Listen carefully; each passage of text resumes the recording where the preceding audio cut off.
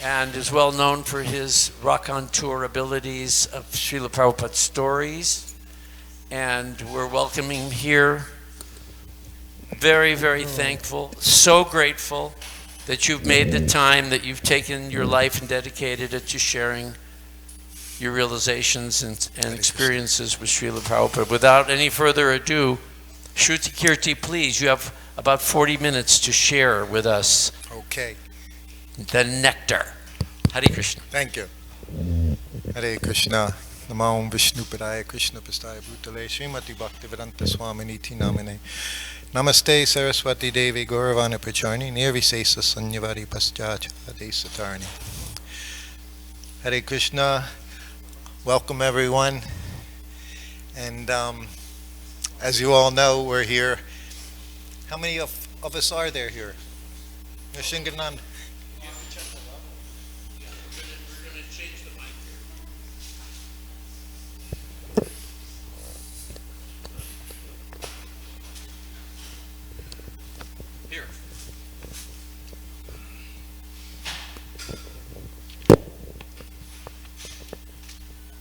Testing 1, 2.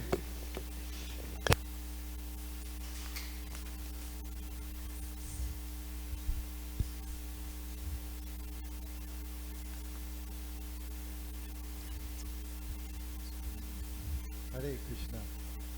So I'm here with many, I think mostly God's sisters who are also cooking for Srila Prabhupada. And all of them were much better cooks than I was, as you'll see over the course of the next few days. I think I was what you would call, I was the default cook for Srila Prabhupada as his servant. As soon as I had gotten Brahmin initiation, it was May of 1972, so I went back to New Vrindavan. And at that time, I went from the barn to the kitchen, because now I had my thread. And Kirtanananda trained me in cooking. A few things. He showed me how to make a khichdi. And the way he taught me is actually how I continued to cook. Because I remember with the khichdi, he said, what spices? I said, what spices should I use? And he said, there were about a dozen spice jars on top of the shelf. And he said, just put a little of everything. He said, that's khichdi. So, and that was pretty much my lesson in cooking. You all know who were around in those days. Lessons were few and far between. And it's why Prabhupada traveled with a cook.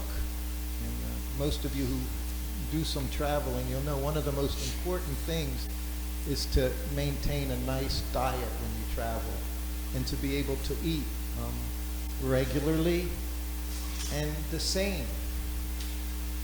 Because at that time, and you'll see when I was with Prabhupada for almost 2.5 years. And out of the 2.5 years, I spent 1 year in India with Srila Prabhupada. And in India, I didn't cook very often because Prabhupada had sent all his senior disciples to India in 1970, 1971. So in India, we had Kalika was there, Kashuri was there, Malati was there, of course Jamuna Devi was there. So they were always doing the cooking at that time. So I became Prabhupada's servant on Janmashtami week in New Vrindavan. And Kirtanananda brought me into the Madhuban farmhouse. That was Prabhupada's quarters. Very small little cabin. And he brought me in, and it was just a very dark room. Prabhupada would only use his light, his desk light, for his translating work, but there weren't other lights on. And it was about 5 o'clock in the morning. And we went in together, Kirtananda, Swami and I offered obeisances, and Kirtananda just said, Prabhupada, this is Sruta Kirti. He's going to be your servant. Prabhupada often didn't have a lot to say. We just went, That was the introduction. And then Kirtananda said, he's a very good cook, but he doesn't know how to massage. Prabhupada said, anyone can massage. So the first day I cooked for him, we went to Pittsburgh the next day from New Vrindavan. This is 1972. We went to Pittsburgh for one day. Someone cooked. And then we went to Dallas, same temple that's there now, on Gurley Street, Gurukula. So Prabhupada had an apartment, just like he has an apartment here, he had an apartment there. So it had a regular kitchen in it. So it was literally my first days with Prabhupada. So there was a lot to learn because you didn't come in knowing how to be a servant. I didn't know what to do, anything. So I had to learn how to massage and cook. What was even more difficult was I had to learn how to massage and cook at the same time. For me, see, and I would always envy my god sisters because they would go in the kitchen and cook. But Prabhupada was showing me, and he really liked it. And even with the ladies, they'll tell you also, my god sisters, he didn't want you spending 4 or 5 hours that you would go in the kitchen at 6 in the morning and make him so many wonderful things. He wanted it done in an hour. And with me, he wanted it done in less time than that. So we're in the kitchen in Dallas, and he says, I'll show you how to use the cooker. Where is the cooker? Is it here? Is it going to make an entrance? The cooker. I said it the other day. It's nice to see I could explain some things while everyone's here together. Well, we can do it on the panel. As I said, the cooker was my best friend. I didn't know it then, but it was. It traveled with us the whole time. And it cooked Prabhupada's lunch if you knew how to deal with it. So we're in the kitchen, and Prabhupada takes it apart. He didn't give big explanations. He just took it apart, and he said, I'll start cutting vegetables. He said, and you can prepare the rice and the dal for the cooker. And we're both in gumchas, nothing else, just gumchas, because it's also massage time. As I said, this is going to happen simultaneously every day. So he does that. I go over to the sink, and I have the container that sits in the cooker for the rice, and I described I was washing it, and I poured it out, and Prabhupada's right where you are, cutting vegetables. And I filled it up with water, and I do it again, and I did that. He said, what are you doing? I said, I'm washing the rice 3 times. He said, once is enough. Okay, this is how Prabhupada trained me. Everything, you just do it. He knew. So I said, Prabhupada, again, he treated us all very as individuals. Even every cook, he had a different relationship with all of us. How they cooked would be a little different by each one of us. At one point in Mayapur, this was 2 years later, Tamal Krishna Maharaj, he liked my prasadam a lot, Prabhupada's remnants. And the one day, so I was cooking in Mayapur, so I cooked in India sometimes. But this one day, after lunch, and I guess Tamal Krishna really enjoyed it, so we're in Prabhupada's sitting room, and Tamal, was very enthusiastic. Prabhupada, he said, Sutta Kirti's first class cook. And Prabhupada's, and I'm in the room, and Prabhupada just smiled. He said, yes, he makes nice American prasadam.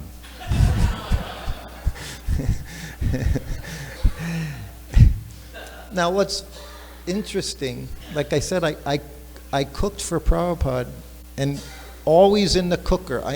All I ever used was the cooker. There was nothing independent that I did. Chapatis, of course, weren't done in the cooker. But even I would do his bitter melon, you just did that in the lid of the cooker, which was a wok, just a small wok. So the cooker was all I ever used, that and rolling out chapatis. So he showed me how to put in the dal, the rice, different vegetables in there, because you're going to steam them. You're going to cook the dal on the bottom. The rice is going to steam on the top, You have to know how much water to put in. So that was easy to set up. Just throw some dal beans in there, add some water, wash it, put the veggies in that you're going to chaunce later on in the middle. You put the rice on the top, then you put a lid over the rice, and you still have more room for more vegetables, for more subjis. Then you turn on the flame. So we turned on the flame, and now I massage Prabhupada in the kitchen, on the kitchen floor, so I can watch the cooker. He's taking all this time because he wants me to cook his lunch every day. So we turn the flame on, now we start the massage. So now I'm learning how to massage. Now the massages generally were about an hour and 15 minutes, but it could go to 2 hours. And just like here, the cooker might have been in the kitchen, depending on when we were here in Los Angeles, or it might be in the servants' quarters, which became my kitchen and where I slept. It was also the kitchen. So the cooker could be there, under the flame. But I'm in Prabhupada's sitting room giving him a massage, or I'm on the lawn in the garden giving him a massage.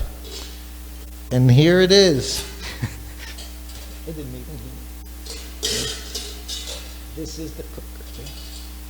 The steam is going through, right? That's why. So this is the bottom, it's rounded. Inside, you see now it's kind of grayish. Every year when we would go to India, it would get tinned. Tin. It would get a tinning. And that's because if you cook tomatoes and things in brass, anything acidic, you're going to create problems. So it has to be tinned regularly. I don't know what would happen now. Once even in Juhu, I remember, they would have, in the US we would call them hucksters. They would shout out their wares, right? So he said, oh, that's the Tin Man. So you would hear all the different ones back in the 70s, the guy collecting the free paper, picking up your junk paper, the guy sharpening your knives. This was all going on constantly in the streets in those days. So this was. So the bottom, well, initially this is where you would cook the dal. So then you would have just cut up vegetables, at least that's what I did. Cut up vegetables in here. And then the top part had this for the rice.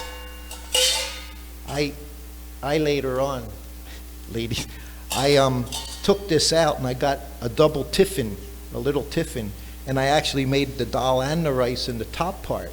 And then I never had to worry about the dal burning, because sometimes the massage was 2 hours.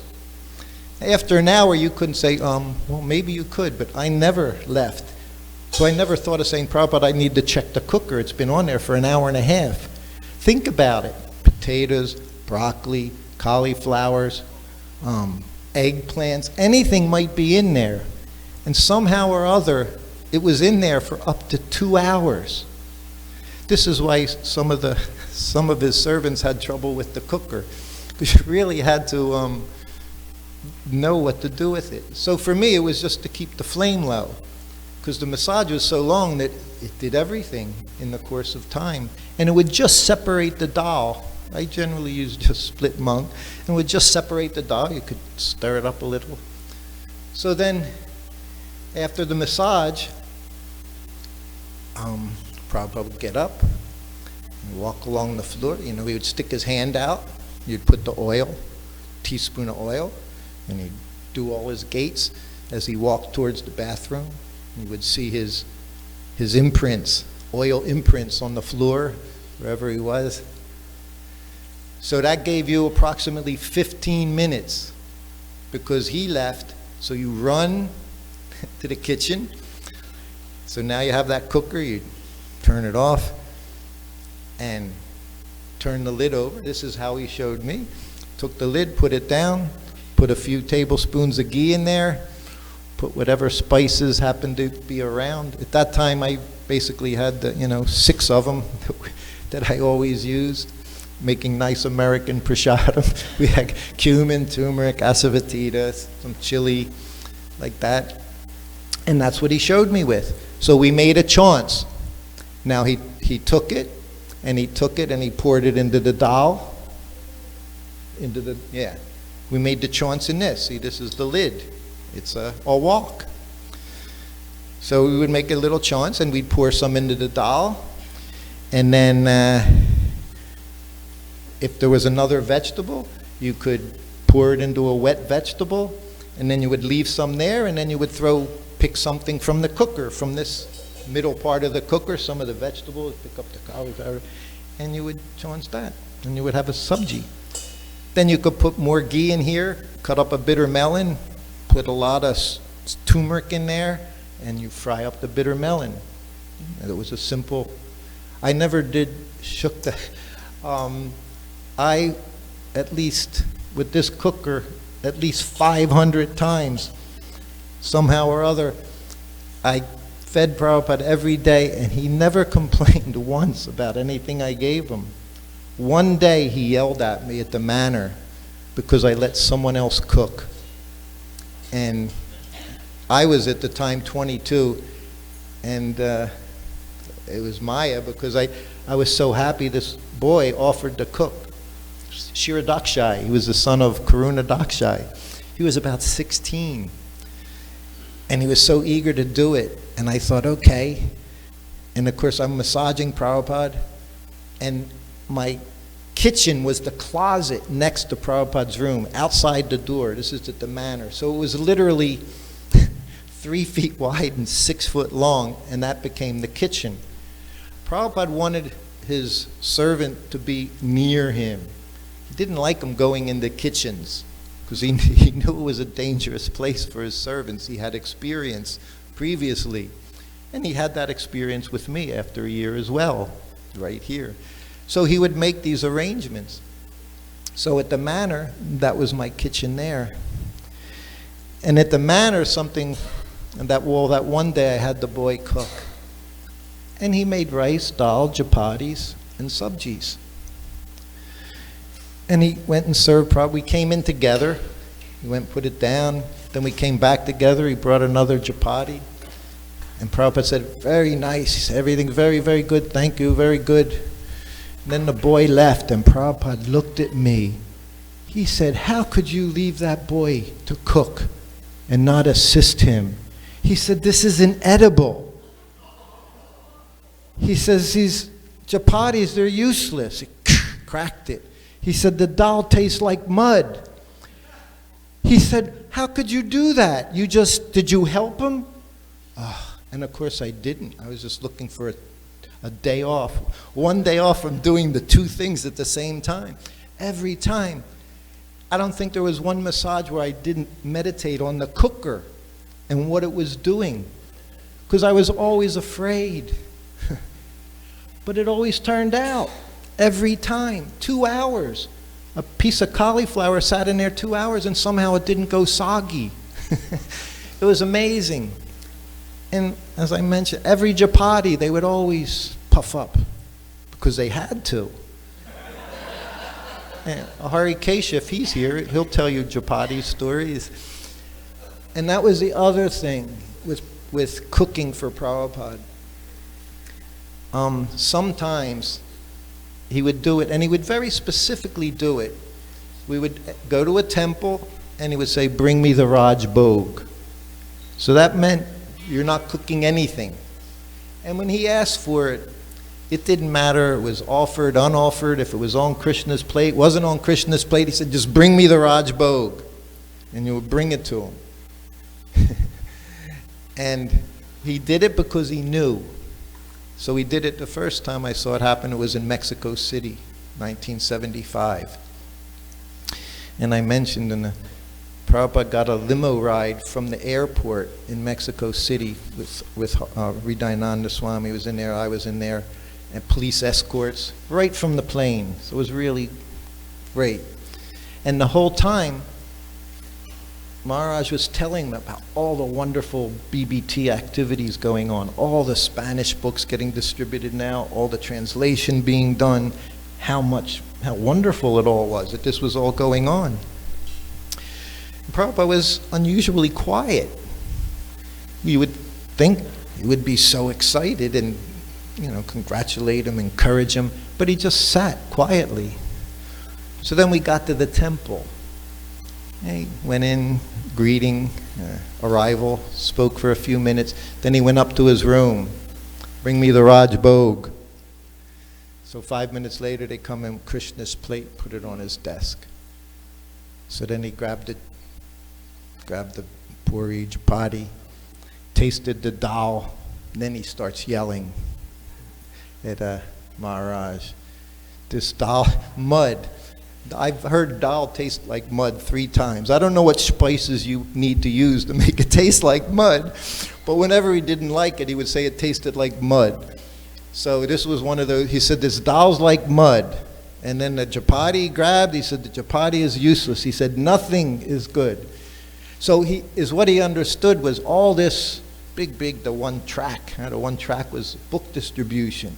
But the deities weren't being taken care of. They weren't eating nicely. Then he went into the kitchen. And it was dirty. So that's what he knew. He knew he had to go in and teach them. He did the same thing in a few places. Again, and he would always say the dal tastes like mud. But what was important was that the cooking for the deities would go on properly, that it was nicely, that they were being taken care of.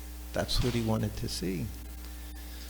So for himself, his basic diet, every day he would eat anywhere from 4 to 8 chapatis. Now, they weren't that big, they were like that big, pretty thin, always with ghee. Everything I cooked in ghee. I remember in Calcutta, there was the one time when Tamal Krishna, Prabhupada's sister would cook for him, and she always used mustard oil, of course. And in Calcutta, when Prabhupada came, she was more than happy to cook. And I was also, Prabhupada had me cook there. So I would cook, and she was cooking. But I was also massaging Prabhupada, so I wasn't in the kitchen very often, just for 5 minutes at a time. She would bring mustard oil, she would bring it with her, smuggle it in, because we didn't have mustard oil in the temple, so she brought her own mustard oil. So this went on for a couple days.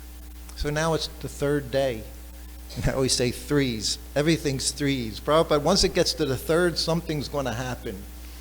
It is. You get like 3 strikes and you're out. It is. Prabhupada was always the 3rd time, in a good way or a bad way. Something was going to happen. It never went further. So the 3rd day, I'm just walking in Calcutta, French doors had opened out. So I have the plates and I'm not even in the room. I'm at the door. And he said, don't bring that in here. He said, my sister's trying to kill me. He said, I cannot eat. He said, I can't digest any of this. He said, you eat it. And I looked, I said, Prabhupada, I think it was a suggestion, not an order. I said, I can't eat that, Prabhupada. I said, I can't eat which. He said, well, distribute it anywhere. He said, but don't bring it in here. He said, I can't eat it. He said, she's trying to kill me. So that was, he liked it. See, that was the problem, was he liked everything she made. Not that he didn't like it. Like he told Nanda Kumar. Nanda Kumar said, Prabhupada, it's such a hard time controlling my tongue. And Prabhupada said, I have a tongue. You different? And Prabhupada had a tongue. And I don't think anyone appreciated prasadam more than Prabhupada did. I talked, Rameshwar Prabhu never cooked for Prabhupada. Maybe he did, I'm sorry, I shouldn't say that. But he saw how Prabhupada took prasadam. We got to see it every day. You don't see many people honor prasadam the way that Srila Prabhupada honored prasadam. Every room, you go to his room here, it was the same everywhere. Just a little choki on the floor, right against the wall. He sat on a little mat, a straw mat, facing the wall. And here is always elementary. Here was very normal. It was usual. Everything here, I would walk in the room with the plate. Prabhupada would be sitting behind his desk talking to 4 or 5 people. As soon as the plate entered the room, as soon as Krishna entered that room in the form of prasadam, bam, Prabhupada was up. He was ready to honor prasadam. Wasn't going to make prasadam sit on the table for 10 seconds. Sometimes he had a way, he would get up, go sit down. If they were still around, didn't know any better that they should just offer obeisances and leave. If they were still around, he'd pick up a piece of fruit or whatever on his plate and say, now you can go. So they would get prasadam and then they would go. And then he would sit there and quietly. Okay.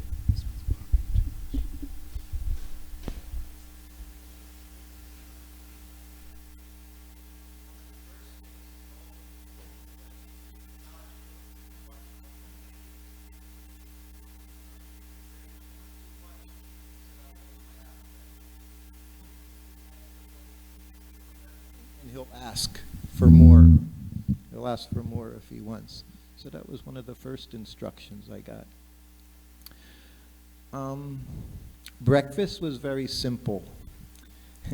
Again, cooking for Prabhupada. I should tell you a few things he told me how to cook, because I don't know what other times I'll have. Right here, I think he showed me 3 different preparations here, simple things. One evening he came in and he said, do you know how to make paratha? I'll show you. He said, so this was my way, he showed me. He said, just make chapati dough. He said, when you have it, let me know. So I made a chapati dough, came back in, so we had ghee. He said, okay, spread some ghee. He said, make like a chapati. He said, but with the ghee. So spread the ghee, put the ball on. He said, now roll. He said, now put ghee on top. You roll out again, and then you turn it over, more ghee. Of course, then you start making it in, we made the circle, put it in half, more ghee, roll it out. Put it over again, more ghee. So every time I touched it, I was putting ghee on this poor little chapati here. So it became a paratha. And then, of course, we put it on the thali, put ghee on there, and started to cook it. Put a little ghee on the top and used a spoon to rub that on, turn it over. So it became very flaky and very nice. And it was that simple. And another night he showed me, he said, I mentioned this the other night, when I was with him, he ate 3 meals a day. It wasn't that I just prepared a lunch and in the evening he had hot milk. He would come, one night he said, eggplant, potatoes, and puris. So now this is 9 o'clock at night. That's not a light meal. And then there was always Sandeshan milk. There was always hot milk every night up until it foams. Right? Always, every night. Every meal had dairy and sugar. Every meal. And some meals, if you didn't have a sweet to give him, literally he would say, bring sugar. The funniest one was in New Zealand. He was there and Tushta Krishna and Siddhaswarup Swamis were sitting there. He was giving them lots of association. He knew he had to train them to speak in line with the philosophy. So he gave them actually a few months. He had them travel with him so they understood the philosophy. And they were very health conscious people at that time. There were some devotees, sugar in the temple was poison, Maya. So it's been there since the beginning. But we're in New Zealand, so Prabhupada at night, he said, puris, had me make a sabji. So I went in, and he's talking with both of them.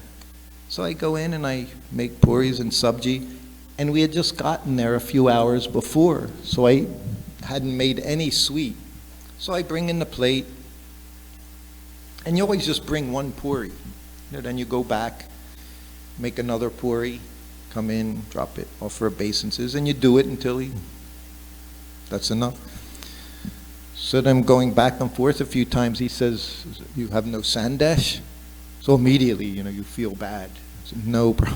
No, that's okay. He said, just bring a bowl of sugar. So I go back in, bring a little nice silver katuri of sugar. And he's sitting there, they're both sitting there, they don't eat sugar. They don't eat anything sweet. It's Maya. We know, it's poison. It's like heroin, sugar. That's what I read in these. It's like heroin, it's so bad. So I go back in with the bowl of sugar, put it down, offer obeisance, and now I sit down for the fun, because this is what this is. Prabhupada's having fun. So they're talking, and Prabhupada grabs a puri. And I mean, you could hear it, the sound of the sugar, like the granulated sugar in a puri, crunching it in. And he just grabs it, and like that. And you could only imagine what those two were thinking, because this is just really, it's not even, it's sugar, pure, it's like pure heroin. It's not even making it into anything nice. That was Prabhupada, we're full of surprises. He showed me potatoes and cabbage, mustard seed. Showed me with the knife, just shredding the cabbage very, very thin, Then he told me how to scald the potatoes in the wok, blacken them for taste and all, and then the cabbage and like that. He told me in 75 in Juhu is when he told me so many stories at night while I was giving him massage. And it was a night he had puffed rice, one of his favorite preparations to his whole life, puffed rice, muri, puffed rice with chawns, some peanuts.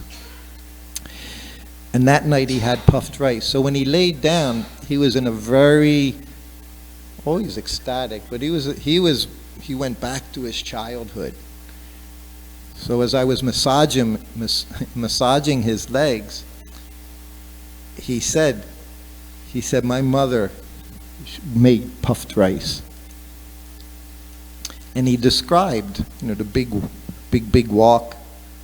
Then you put the sand in it. You got to make it very, very hot. You throw the rice in, it puffs. He said, my mother, she was a first-class cook. And he told a few stories. And he said, my sister, she was a first-class cook. She was also first-class cook, he said. And then he said, I'm also a first-class cook. He said, but I learned by watching. And he said that about different things, that it was in a little bit of pride. He would say, I could learn anything just by watching. No one had to tell me how to do things. I would watch and learn. So he said, cooking. No one taught me. He said, just by watching I learned. So Prabhupada liked to cook. He liked to cook for the Lord, and then he liked to honor prasadam. And I say, and because my Christian background, me watching him, it was like a sacrament. Because it is. It's Krishna. That's how I grew up, that little little piece of unleavened bread, That's what we're saying, right? It was Jesus. It was prasadam, Jesus.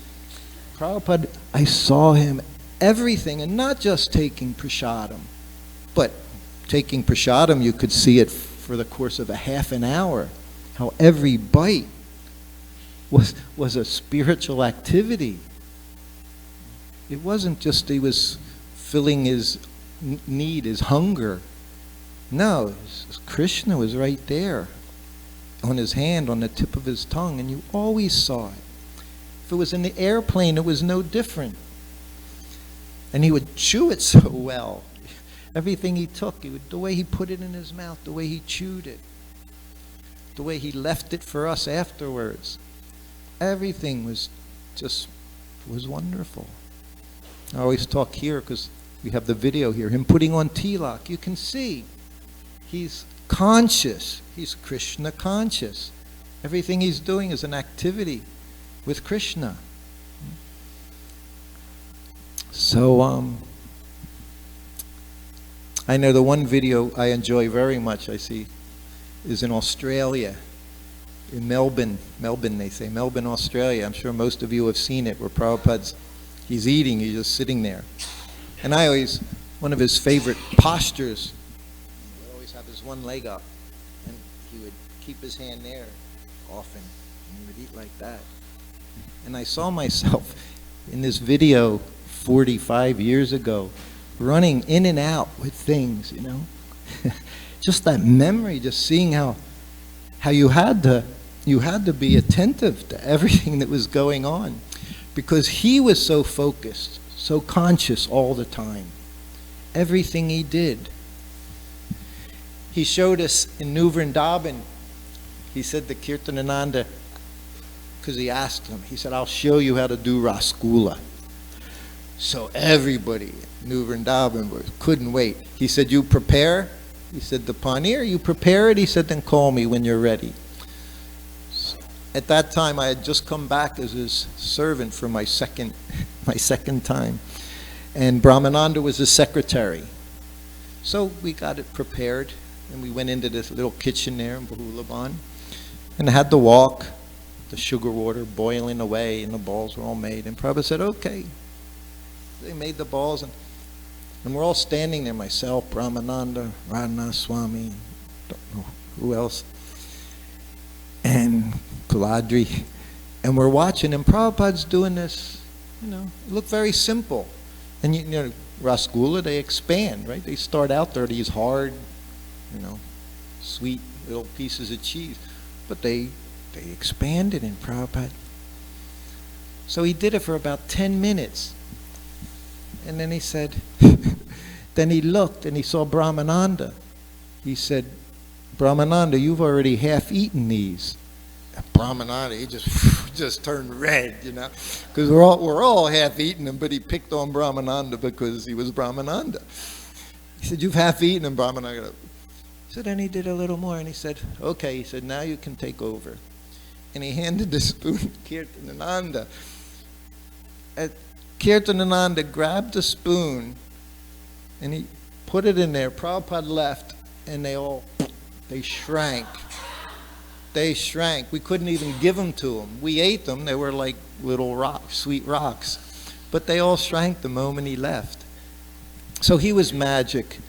And anything, like I said, he always ate everything. And I thought, how wonderful for all of us to cook for Srila Prabhupada. And of course, we continually, how wonderful it is for us.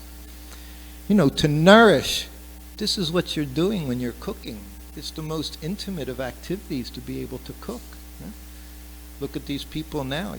To cook for someone, you have to have testers to make sure you're not getting poisoned. It's a very serious affair, eating, just to eat something. So I feel very fortunate that I had that opportunity to cook and cook and cook, and whatever might happen. Prabhupada always left. He always left the little remnants for us. And of course, that's what we lived off of. I have do I have something? Yeah, I have a few more minutes. I'll finish up with this story. This happened in New York in 1976 at 55th Street Temple. And they had a restaurant there. So Prabhupada was coming. So in that time, a Mekhala was living there. And she was helping in the kitchen for the restaurant. Every day, one ex-sannyasi used to come, or often, to take prasadam. He liked prasadam, Rishi Kumar. And Mekhala was friendly to him. She was kind of a friend. But most of the devotees weren't, because he was long hair, beard. This is 1976. He had long hair, beard. Wasn't following any principles. And on top of that, he was criticizing Prabhupada. He blamed him for never becoming a rock star. He could have been a rock star, but instead he became a devotee, and he missed the boat, missed his opportunity to be famous. So he was feeling it at this time. So he was offensive. But a Mekhala, he would come and he would eat, she would talk. So one day, everyone's out in front of the temple because Prabhupada's coming. And even Taitreyi was there at that time, in Bali, Taitreyi. Everybody was there, I think. Yeah. And Prabhupada was coming. So they're all out in the front doing kirtan, Harinam. And walking down the street towards them is Rishi. So he walks right up to a Mekhala, and she got nervous because she knew he wasn't being very nice, you know. And he said, "What's going on?" He said, "Why is everybody out here?" And he said, "Well, Prabhupada's coming." He said, "Oh." He said, "Well, I came to eat, you know." So they're talking. Of course, Prabhupada shows up. You know, there are no chances, right? No accidents. So the car pulls up with Srila Prabhupada in it. So now, just her, she's more nervous. Prabhupada gets out of the car, and the sannyasis, Tamal Krishna, and who's the other one, was his name? Adi Keshava, Bali Mardans, and they're trying to channel Prabhupada into the temple so he doesn't get affected by this offensive person. And of course, Prabhupada saw him right away as soon as he got out of the car. So instead, he just went right up to him. And he smiles and he said, "Oh," he said, "you're here."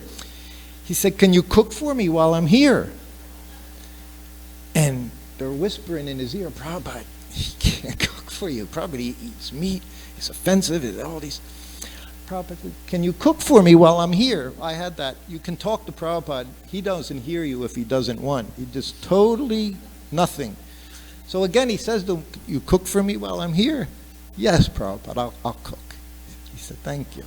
Then he walked over to Taittreyi and he says, "How is the store doing?" Because I guess she was operating the store there, you know, so she talked about the store a little bit. So then he cooked for Prabhupada while he was there. And of course, who helped him?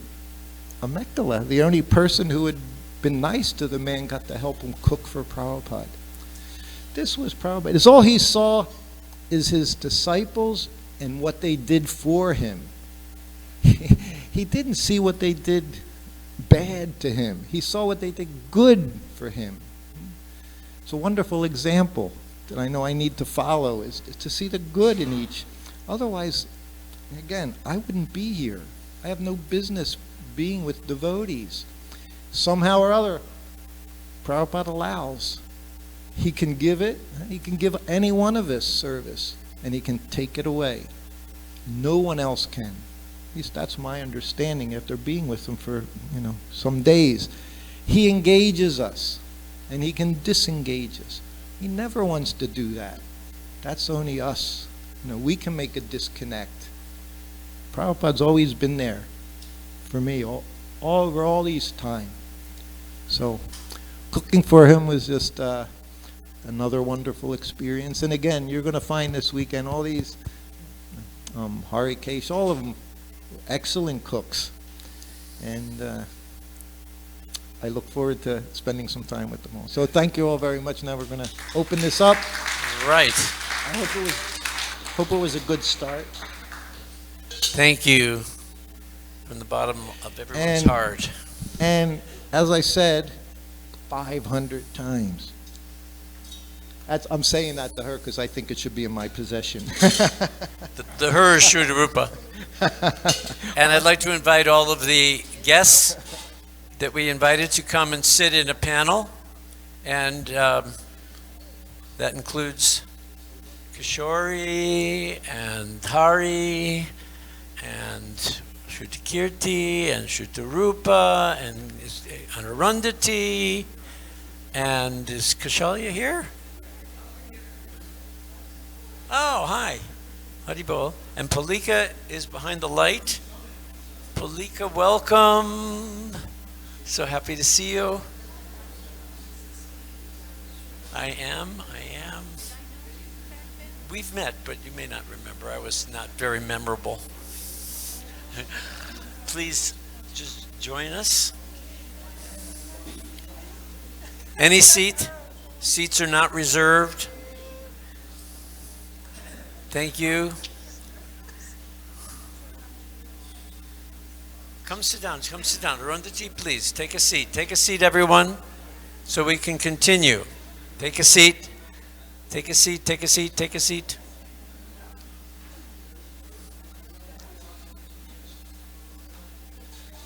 Right there in the blue.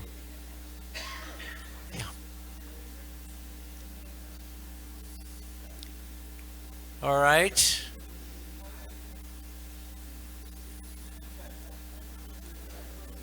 Kishori, bienvenue. Please. Where's Lakshman? Lakshman. No, just went to say hi. Okay, now everyone's going to get their own mic. Thanks to the hard work of Duktapan Prabhu, who's been a fantastic part of this production.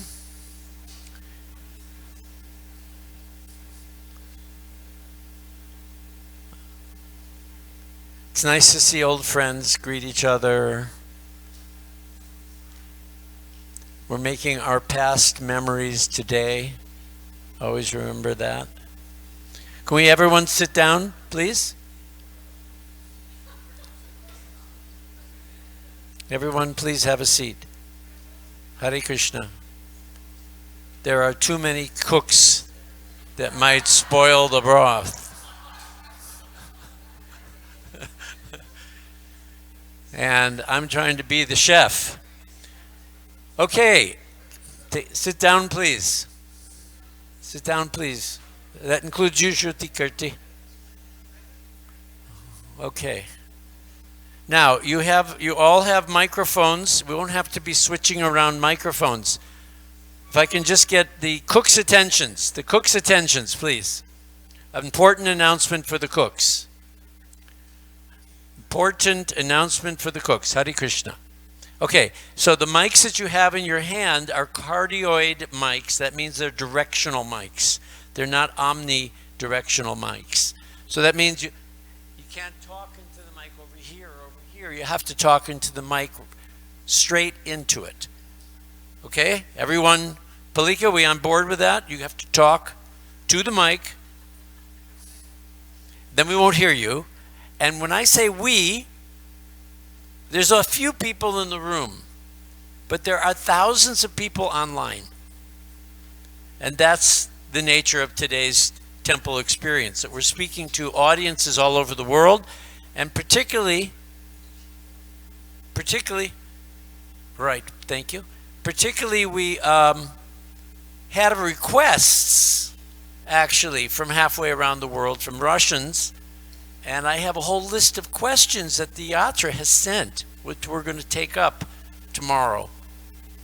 Today, we're just going to kind of get to know each other, and that means that your audience, is going to get to know each one of you. So to start, since Shruti Kirti's already spoken, I would just like to have you say maybe 3 or 4 sentences about yourselves, your name, when you joined, a little bit about your service, and then pass it on. So we just have, everyone has a visual and audio reference. So Kishori, who came all the way, she's from France, but she was in India, and she came all the way halfway around the world to New Dwarka just for this festival.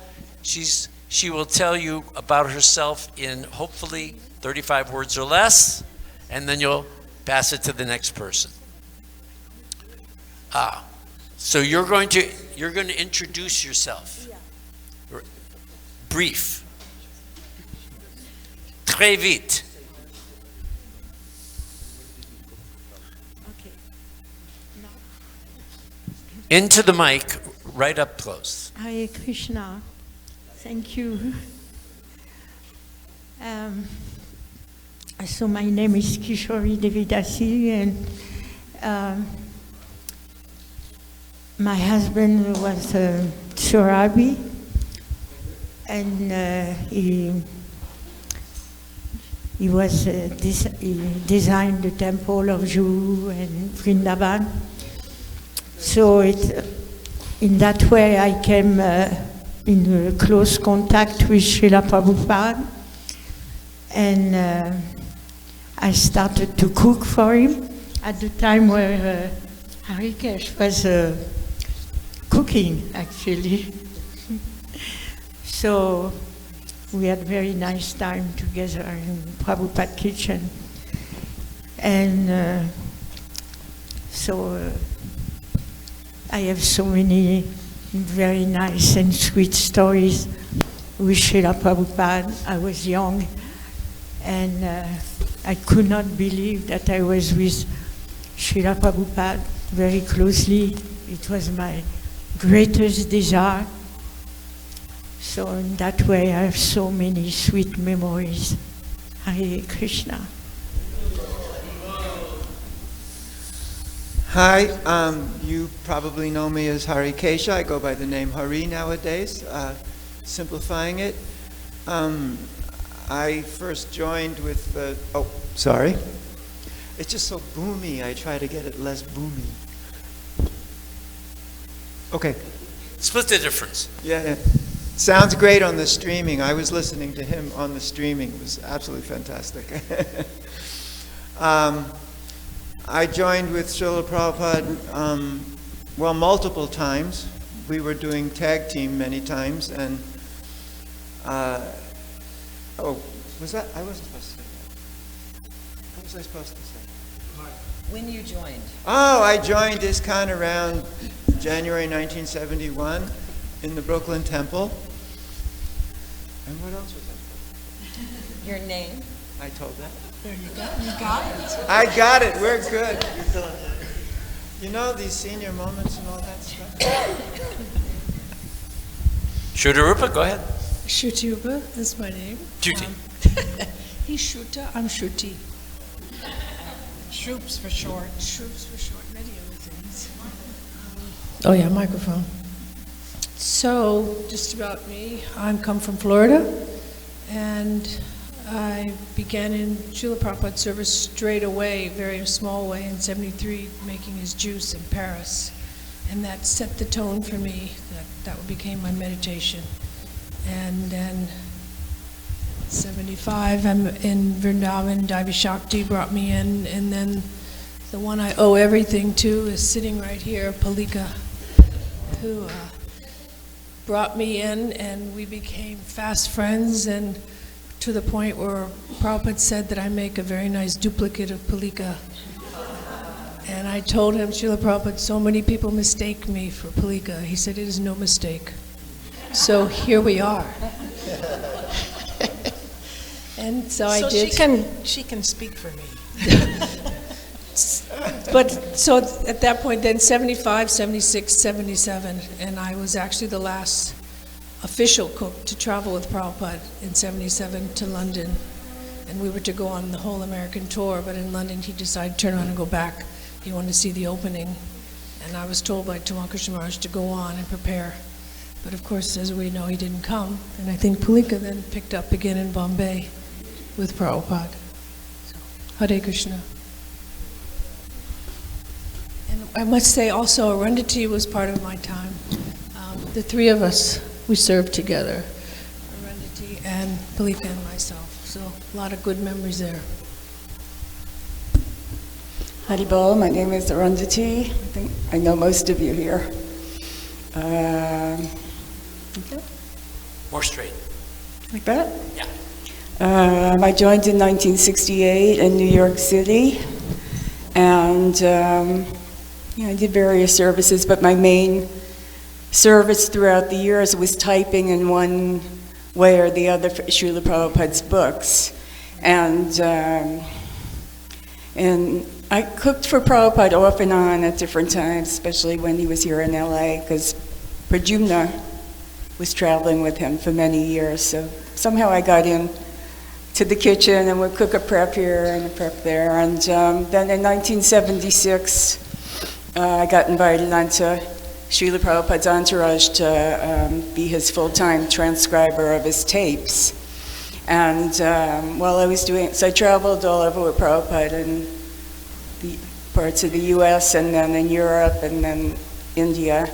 And somewhere during that time, the opportunity, I had actually really wished that I could sometime really cook for Srila Prabhupada, become his cook, and it happened by Krishna's grace. So I cooked maybe about a month and a half or 2 months altogether in India, 1976, 77. And I learned a lot from Palika. Before I started cooking for Prabhupada, I was assisting Palika. And so I learned a lot of cooking from her. So I'm Palika. I was initiated, actually, April 6, 1969, Koshali and I, La Cienega Kind of Temple here. Kind of straight out. At the La Cienega Temple here in Los Angeles.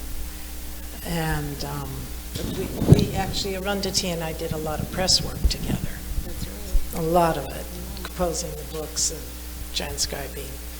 And I'll have to give credit to my knowledge of cooking to a wonderful Marwari cook for C.L. Bajoria in Calcutta. And that's where I really learned the basics of Indian cooking. And Prabhupada liked it. He liked that style. So I can't give years, I'm really not clear, but I did spend some wonderful time cooking for him. My name is Koshalia, and And she tricked me to come here. I didn't know what I was coming to. well, kind of. All I said was we're going to be talking about cooking for Prabhupada, and since we both love Srila Prabhupada, she jumped aboard to hang out and talk about our dear, wonderful, beloved Guru. And she and I actually go back way before the Hare Krishna movement. We were hippies together. Yeah. So anyway, we both joined in, as you said, April 6, 1969. And Srila Prabhupada invited me to come to India in October of 1970. So basically, I kind of cooked for him off and on all the way through our time in India. And when we get into more specific stories, I'm happy to share those however we want to play this particular panel. So, Hare Krishna, I'm glad to be here. Thank you for inviting me. Nishringananda is always there to try to encourage people to come forward and share their stories. Thank you for your service. Well, we want to thank, first of all, let's hear a round of applause for all of these.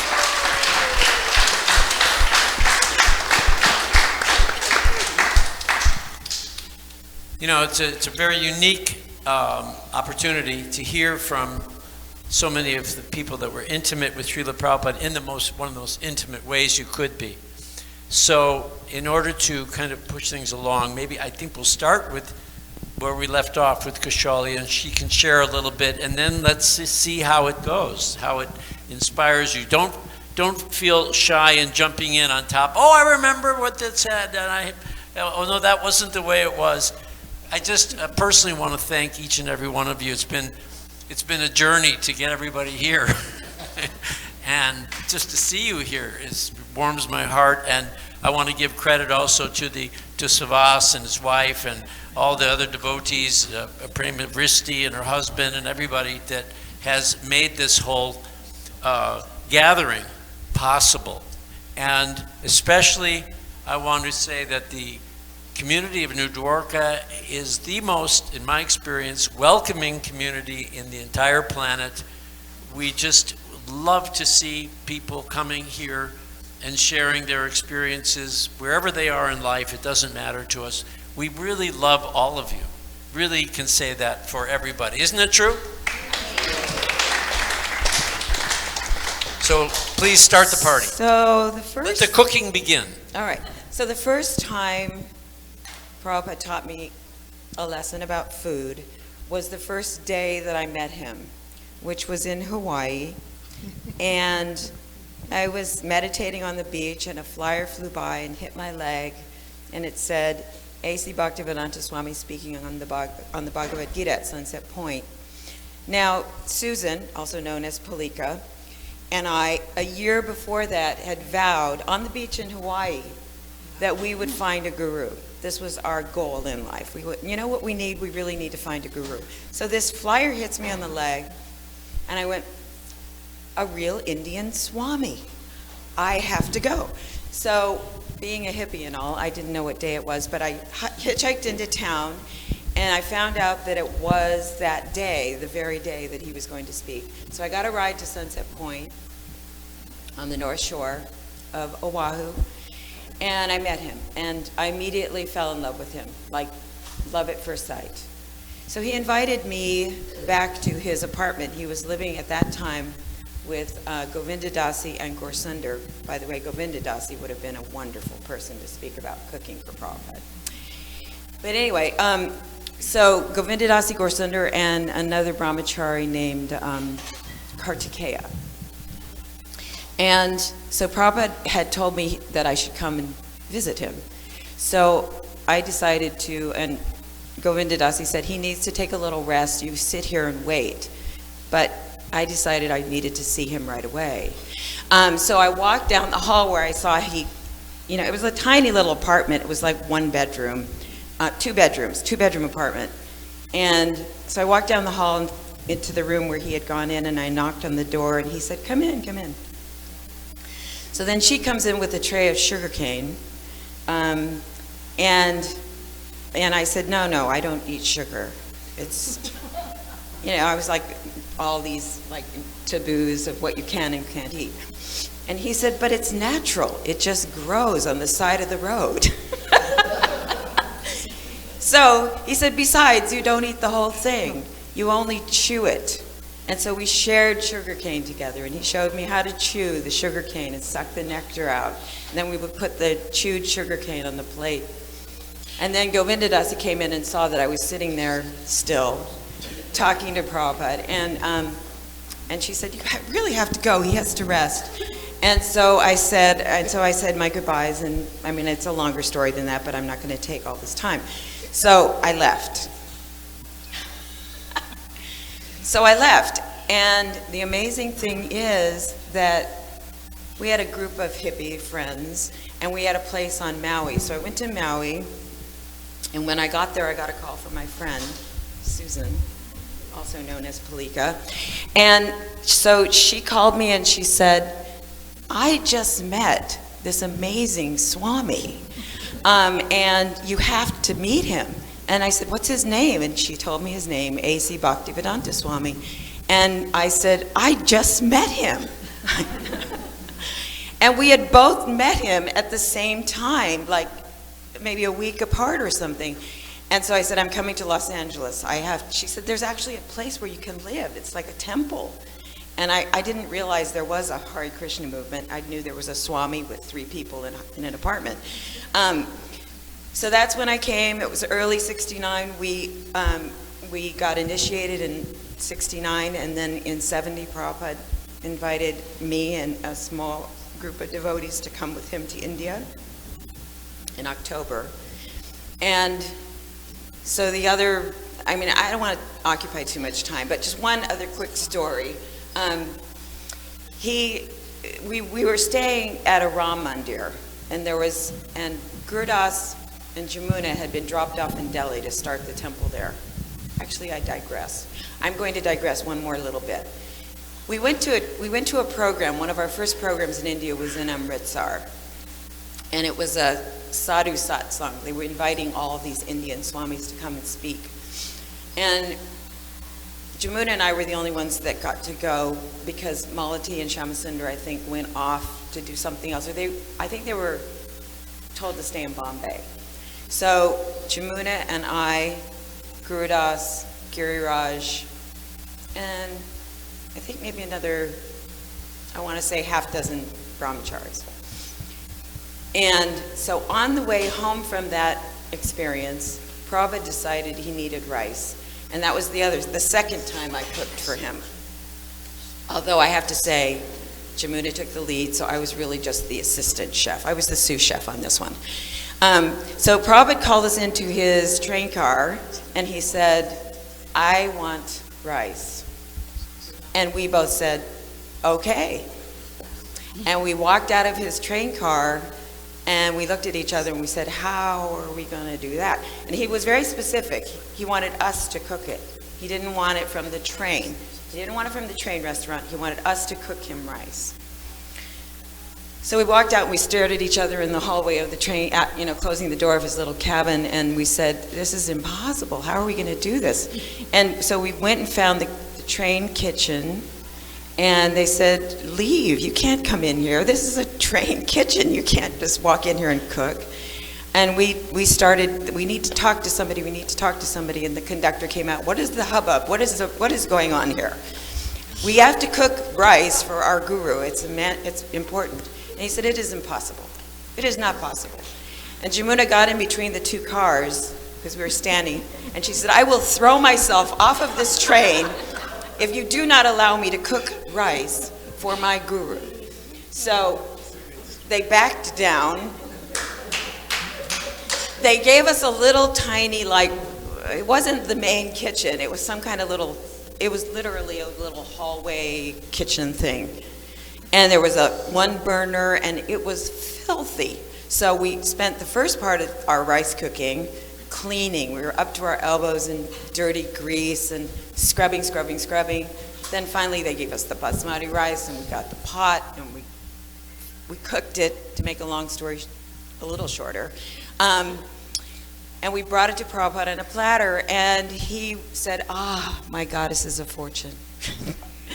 And took the rice, and he was very, very happy with it. So that was the second time I cooked for Prabhupada.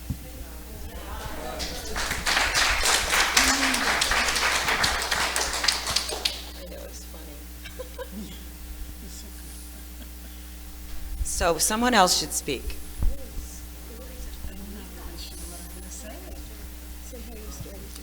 How I started to cook was, of course, I had studied it, and I was actually cooking for Tamal in Bombay. I don't know if I was cooking for him. I was cooking for me, actually. I was cooking for me because I had health issues, and I wouldn't eat anybody else's food or drink anyone else's water. Because I almost died over there. So I was cooking actually for myself, and I was feeding Tamal simultaneously. And Prabhupada came to Bombay, and Tamal told him that I think you should have Polly cook for you. And after I cooked for some days, he commented that her cooking is very good for me. And that was the start of, I can't tell you years, no clue. Do you remember the story of the Chidwa in Bombay? Dina tells it to me all the what? time. The Chidwa. No, you can refresh me. Well, you were given you and Dina would go down to that marketplace in Bombay there, and there'd be lines and lines of people, so you knew this was the good place. And it was where the train stopped. That's where we used to shop. So you'd give Prabhupada this chidwa. Do you remember? And so he was eating it every day? No. Well, Shudarupa, you can tell I'll us. finish it. Yeah, she can tell the story. No, She I'll finish remembers it. No, because Dina tells it to me all the time. It was the two of you. It's just a story how Prabhupada appreciated fine things, good things. He knew taste, but at the same time it was made in oil. So he was eating it for a few days, and then one day his servant, I don't know if it was Satsvarupa or someone was in there, and he told the servant that this chidwa is very hard to digest. And so he had told you. So then the next morning you brought in the plate, and he said to you, "Where's my chidwa?" You said, "Prabhupada, I was told by your servant that it was too hard for you to digest, so I didn't bring." He said, "Bring me my chidwa." So he brought the chidwa, and he said, I remember those words. "I like it too much." He said, "It is killing me, but I like it too much." Yeah, and this is the thing also, I don't want to bring up anything controversial, but obviously I am, that Prabhupada used that word, and anyone who was in his service, he told me once to get Pishima out of the kitchen because she was killing him with the mustard seeds, because she wasn't allowed to have mustard oil, so she would take seeds and grind them every day to just bring out that taste. And so I won't go on with that, but he would use that word, "She's killing me," or "This is killing me." He used the word poisoning poison me. a lot. She's trying to It was a poison very me. Bengali word, poison. It was very, so if you weren't around him, so if somebody's listening to a tape and they go, "Oh, he's poisoning me," Yeah. If You something can make the wasn't good for deduction you, yourself. yeah, if something wasn't good for you, he would say it's poison. Yeah, So that That's- word poison would come up yeah. frequently, yeah. So when I see Shruti Kirti, and I just told him the story I always remember, it's in Bombay, and I'm cooking in the kitchen for Prabhupada, and there's this noise, this incessant noise, and Prabhupada didn't like noise. And he goes, "What is that?" And you had Was it issues. It was a juicer, and Shruti Kirti was over there juicing juice for himself. And I told him what it was, and he said to me, "Why can't they just eat the fruit?"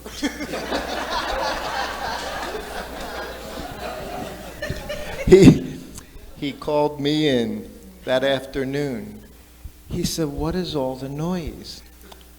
Prabhupada, I said, "I'm making juice." I said, "Because my health has been bad, so I'm trying," which was probably the worst thing I could be doing in India. Juice, uncooked anything, you have to be so careful. So I'm making juice. And he said, "It's too much noise." I said, "Yes, Prabhupada." I said, "No problem. I'll never, I said, "I don't have to do it." So I went back. I think he moved it. No, 5 minutes later, he rang the bell again. I went back in and he looked at me. He said, "It's okay." He said, "If it's good for you." He said, "Just do it." He said, "Just pick your times when you can." He said, "But it's okay." Of course, I never used the juicer again. I'm going to tell us one story about Palika. Why? Palika, I feel very close to you because it was the only time when Palika was cooking that I didn't have to be in my room because she took care of everything. So we were in Juhu, and it was myself and Paramahamsa and Nitai Das. We were the crew, and she was cooking. So after I massaged Prabhupada, I literally had an hour at a time, that was a lot of time for me because I never had 10 minutes where I could go anywhere. So the three of us would go to the beach. And we did that every day.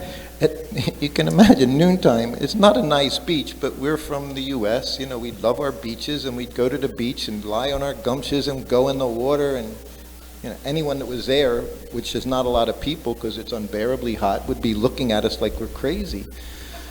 So we did it for some days, and then Nitai dropped out. He said, "I have too much service to do." He said, "I'm getting behind on the Sanskrit and everything." So Paramahamsa and I kept going. Then he said the same thing. "I have so much mail I got to take care of."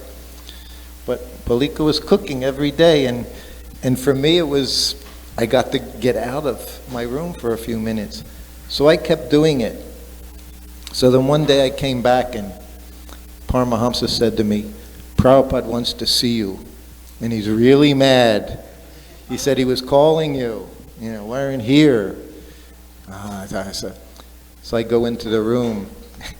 And we were very intimate with Prabhupada. He didn't have, when Prabhupada left the temple room, it's like he put his name tag, Acharya, he just put it on the shelf somewhere. And he was just himself, and he would deal with you so wonderfully and intimately.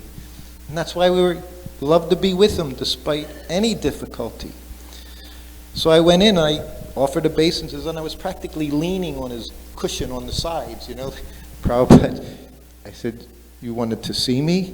And I'm already waiting for and he looked at me, he said, "No." So now he's playing with me. He was always playing with us too. That was the other thing. With a straight face, he could just play with you for, 10, 15, he'd just go on, just deadpan. No. So now I have to say something, but I don't want to say anything because I'm in trouble. So how to maneuver? So I'm saying, "You didn't," I said, "Paramahamsa said you wanted to see me?" "No." I said, "We've all been going to the beach every day swimming.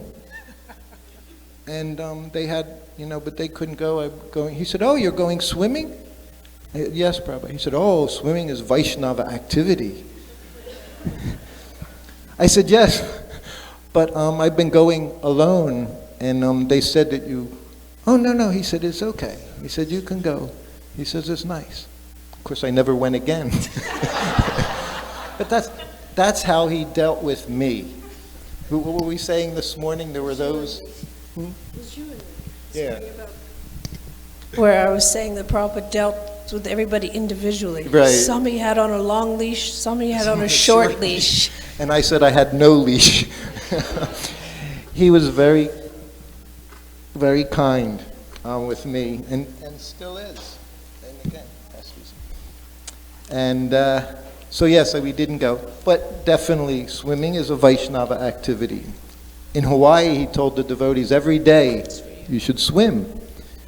The temple president, of course, Prabhupada, we're going to get anything done. He said, well, once a week at least. Okay, I'll pass it on. He didn't have me on any leash, I have to say. I think he pretty much That was- unleashed me too. Yeah, it was, He had Jamuna on a tight leash. yeah. I just, for me, my love was cooking and cooking for him. And I wasn't involved in the politics of ISKCON. Actually, Prabhupada encouraged me many a times, and there's a few in here who will appreciate it. He used to encourage me, please try to work with the management. I did get that encouragement at times. But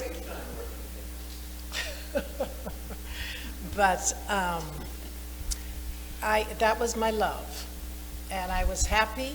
I didn't care if I talked with anybody else. I didn't care who I saw or what I did.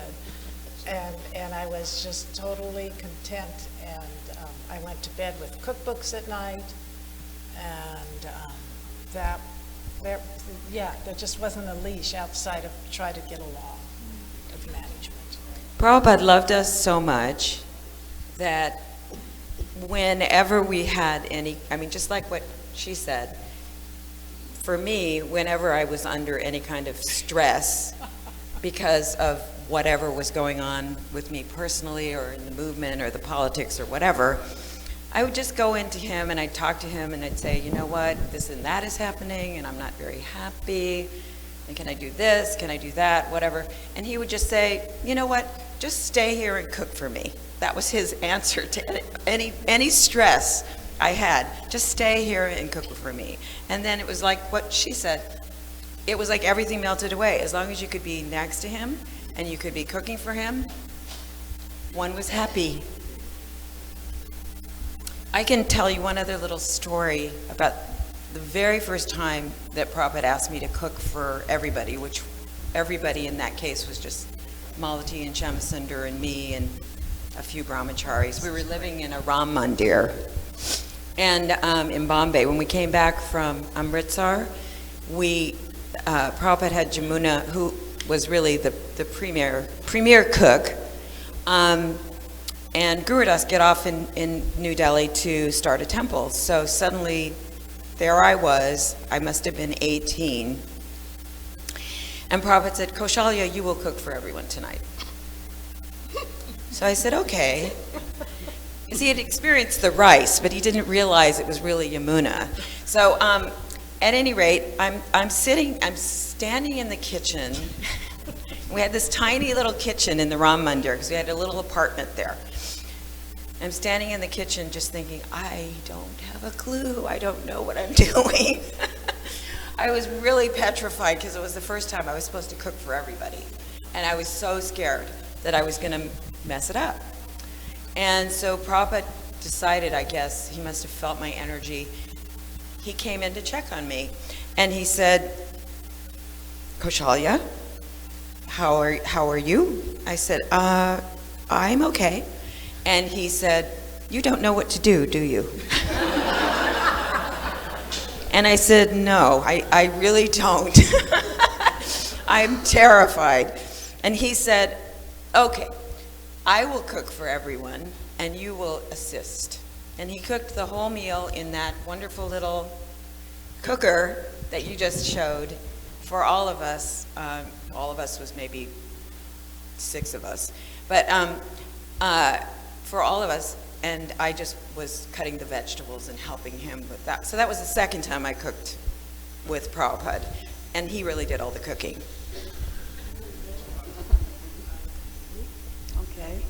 I'll just tell you how I got into cooking for Srila Prabhupada. First of all, just let you know that when I joined the movement, I did not know how to cook a thing. Absolutely nothing. And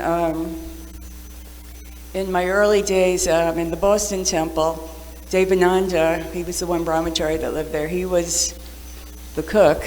One day he had to go out, so he said I should cook. Now, I had no idea what to do, and I basically burned everything. Yeah, I just didn't have a clue what I was doing. So I always feel that it was a miracle that I actually learned how to cook. There's many miracles around Srila Prabhupada, and that was one of them for me. So over the years, I started learning I remember I learned from Shyamadasi, Hayagriva's wife, and just different devotees along the way. Palika, quite a bit. So I got to cook odd things here and there, and I did get some pretty good feedback from Srila Prabhupada. And then in 1976, as I mentioned before, I started traveling on Srila Prabhupada's entourage. And at that time, I was transcribing Prabhupada's tapes, and my son was also with us. I was taking care of him. Srila Prabhupada had said I could take him out of the Gurukula and teach him myself. So when I got invited onto Prabhupada's entourage, he said, Aniruddha may also come. So that was basically what I was doing. Somewhere along the way, I had this thought, how wonderful it would be to cook for Srila Prabhupada, to really be a full-time cook for him. Just thinking like that, and then I think it was like maybe a week or two later, Palika at that time was the cook. This is in India. She was the cook at that time. She got eczema on her hands. I don't know if that was... No, this was in Hyderabad. Happened in 1969 also. Uh-huh. This was in Hyderabad. I think it was 1976. So Prabhupada didn't want her to cook for him with the eczema, so he said she should teach me, train me up how to cook for him. So she, at that point, I pretty much knew how to cook, but Palika gave me the main, specifics for cooking for Srila Prabhupada, and I started cooking then for some weeks. I don't remember exactly how long it was. And then, just Krishna's mercy, different things happened along the way that I got chances over and over again to cook. So eventually we were in Vrindavan, and Srila Prabhupada was going on a tour for 2 weeks near Vrindavan to other places like Aligarh and some other places. And at that time, he said he didn't want Palika to come on the tour because she was a single woman, and it wouldn't look so good. So he said I should cook at that time because I was with Pradyumna. So it was more, I don't know. So I just felt like Krishna's fulfilling my desire. And then the next time I got to cook for a while was also in Vrindavan. Yamuna and Shrirupa and Palika, you all went to Calcutta to learn cooking. And I don't know which one of you said it, but you were asking permission, Srila Prabhupada, if you could go and learn cooking in Calcutta. Jamuna came to Prabhupada about Lord Krishna's cuisine. She came to America to get his blessings. So she wanted to go to Calcutta and research from Pishima, and that's when we stayed at C.L. Bajoria's.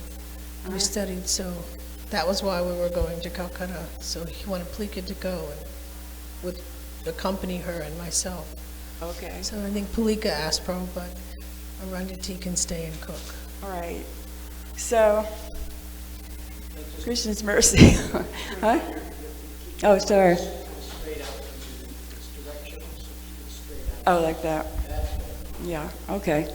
So, I had many pastimes with Srila Prabhupada. As Shruti Kirti was saying, there was something very intimate about cooking for Srila Prabhupada. Every time you went in and brought the food to him, he'd often say little things. He would say what he liked, what he didn't like, or just talk about anything, And there's one story, you probably all heard it, but I used to let Aniruddha bring things into Prabhupada. He was around 6 at that time. So one time, when Aniruddha brought a plate of prasadam to Prabhupada, Prabhupada said, "So Aniruddha, you're going to be a cook or a Sanskrit scholar? Which one?" And Aniruddha said, "No, Prabhupada, I'm going to be a cowherd's boy." And Prabhupada laughed and he said, "You do not want to be Sanskrit scholar? Your father is a very good Sanskrit scholar." And I said, "No, Prabhupada, I will be a cowherd's boy."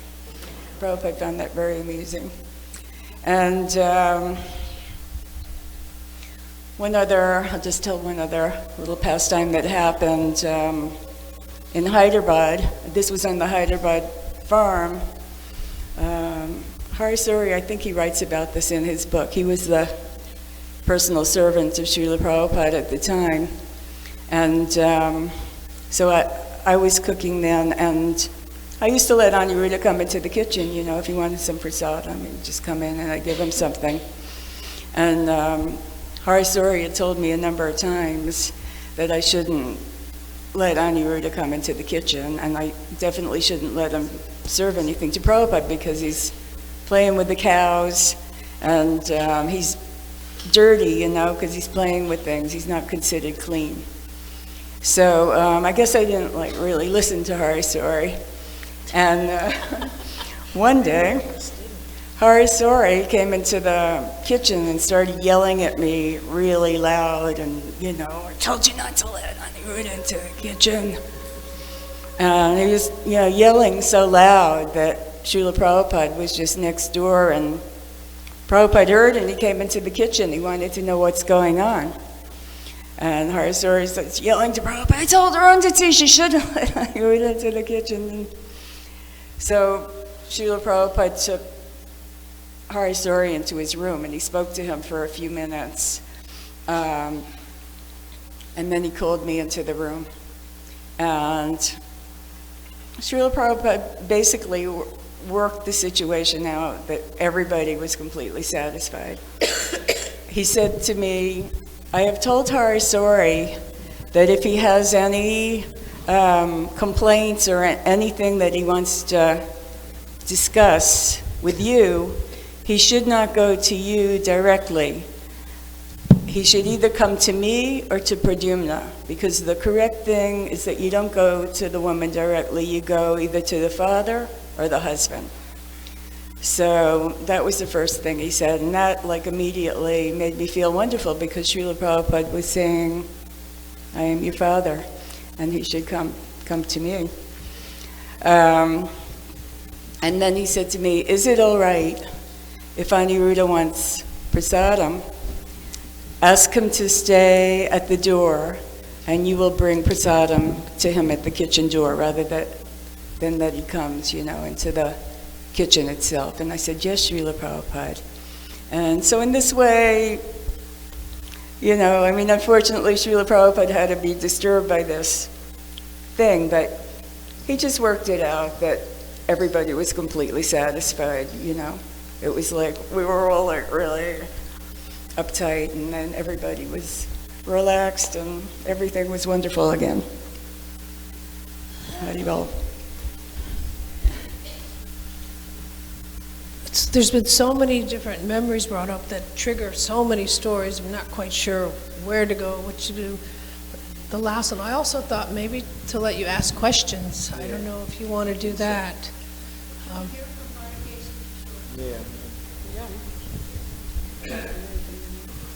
I guess at least an intro from them, and then I think... Remember to point that microphone right at your mouth. That's good. I didn't say anything because they have a whole teamwork here, and it's wonderful, so I thought it was great. Why bother? Why bother them? I can say something interesting about Sriti Kirti. He's considered the bar, the standard. Yeah, really, seriously, of what Prabhupada liked. Let me qualify that, because he loved everything else too, but let me qualify that. Thank you. Prabhupada, I think personally, was very much concerned about how his body reacted to the food he was eating. So he loved what Sruti Kirti cooked at that time because he cooked with such devotion and dedication, and it was exactly the way Prabhupada required for digestion. So he thought the way he cooked was wonderful. And the reason I'm mentioning that is because I'm sandwiched between Sruti Kirti and Palika. Palika is the one who came in and saved me, and I'm the one who was the second-class replacement for him. So, let me explain. So when Sruti Kirti first finished his first tour, then somehow or another, I was working for the BBT at that time doing transcribing and stuff. So we had been going to many places in America. I joined in Hawaii at that time. And every place had super duper cooks, absolutely wonderful cooks. There were all kinds of feasts going on. But by the time we got to New Orleans, Prabhupada was not feeling good. And this is why I said this, because I came to know very well that he was very much in tune to how the food affected him and how he wanted to be fed according to what would make his health better. So then he asked me if I could cook. Now, I answered, well, you know, I cooked when I was young. I watched my mother. She was such an expert. My aunts were like the absolute expert Italian cooks you could possibly imagine. And by the way, I cooked for you with Bhadra in Brooklyn in 1971, and you loved it. Because actually Bhadra was the real cook. I was just assisting. We were two Italians in the kitchen, you know, Concetta Bologna and Robert Campagnolo. So we're in the kitchen, the two Italians. So we got together and we cooked a big Italian feast for Prabhupada. And it was really good. He loved it. He said, "What is this? What is that?" Ravioli and all that. Anyway, he loved it. So I said, I was involved in that. So he said, "Okay, you'll be my cook." So I realized I stuck my foot in the mouth, that now I had to put up with cooking and, demonstrate that I could do it. And I realized that, well, the only reason I could do it was because she was there. Now Bhadra's not there.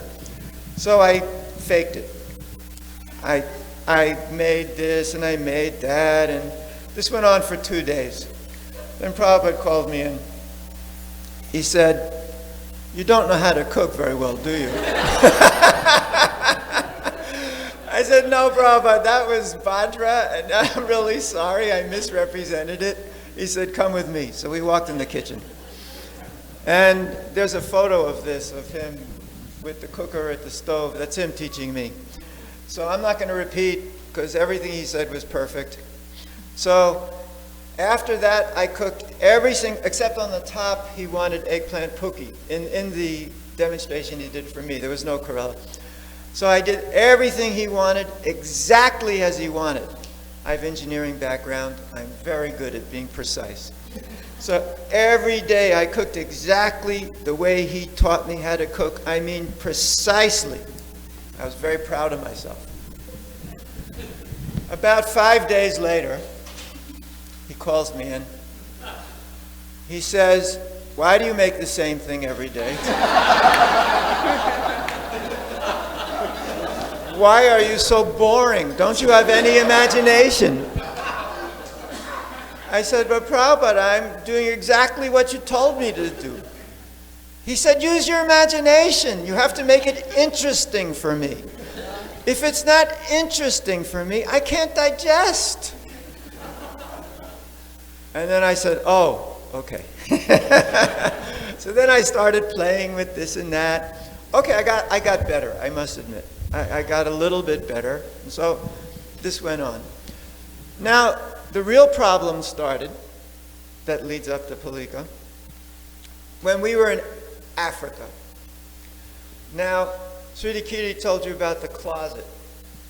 Well, I had to end up in places where there was, like Koshali was saying, just one hot plate, electric hot plate, one, on the floor.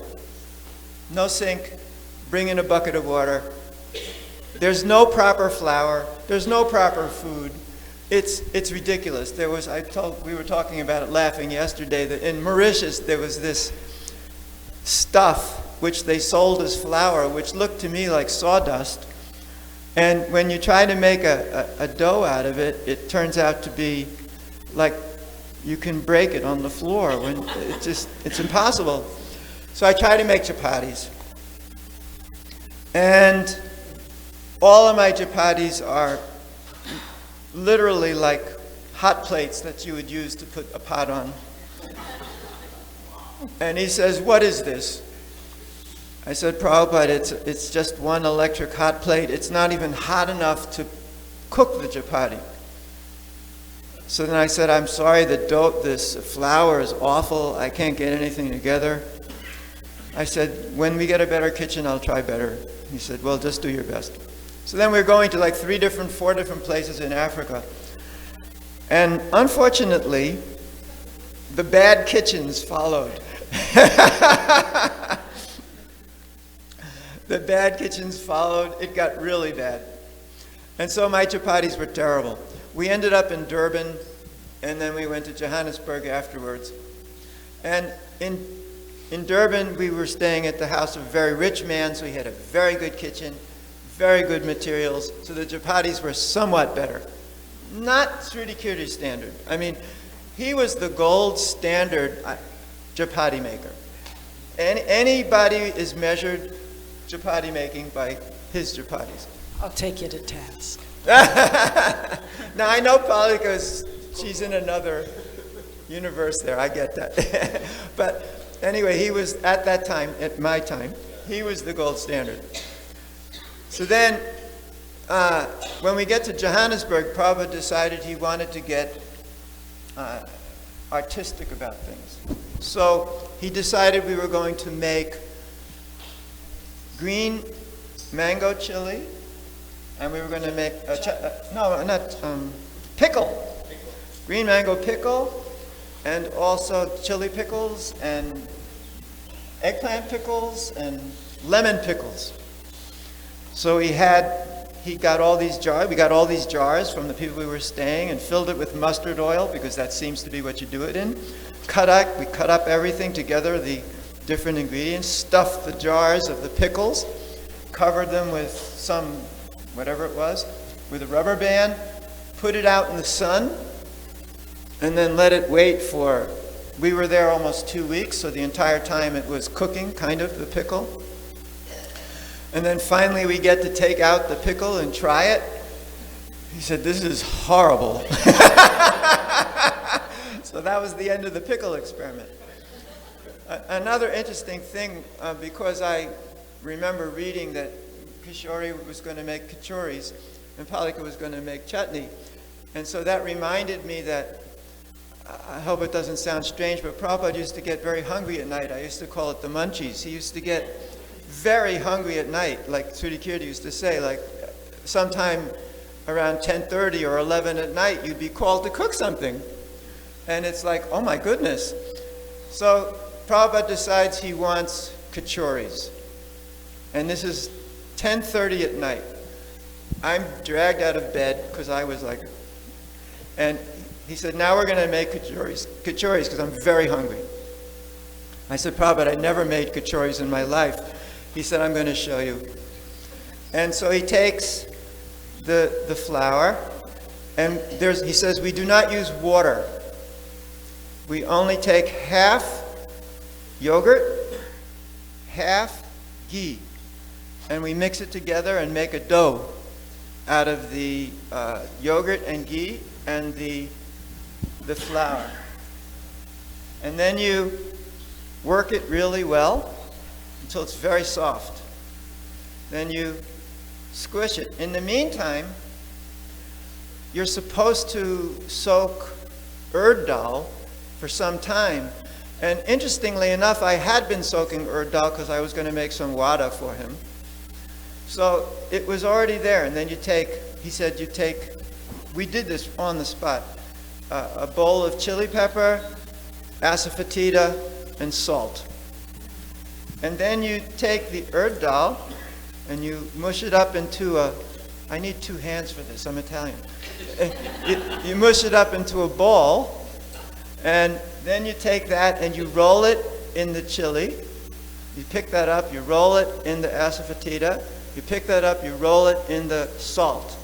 And then you take that and you put it in the middle of that dough you just made, close it up, squish it down, and cook it in ghee halfway. I said, halfway? That's amazing. He said, absolutely, halfway. And then you take it out and let it sit. And then you make more. So we had a whole net of half-done ones. And then he said, I'm going back to my room. And you take them and cook them completely until they're crisp and bring them to me one at a time as they get crisp. So then I would take the half ones, put it in, cook them until, that I knew how to do. Because I used to be able to make puris. So I just made them like that, crisp, and they would kind of expand because of the yogurt, and they would be very crisp and very tender. So I would run them in one at a time, and the first one, you have to do this. You sit there and you look. Because you were going to get instant feedback. There was no doubt about it. So then he bit into it and he said, just like my mother used to make them. Well, he made it. That was no credit for me. I just final fried them. But he said, just like my mother made them. She used to call me Kachori Mukha because I loved kachoris so much. And then I just kept making them and making them. And he was just enjoying them like anything. So that's, yeah.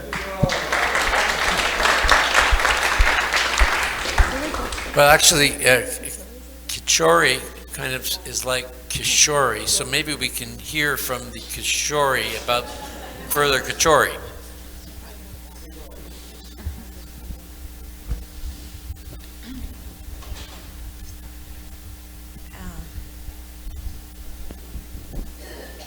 Kishori, you're a little soft-spoken. Actually, That's better.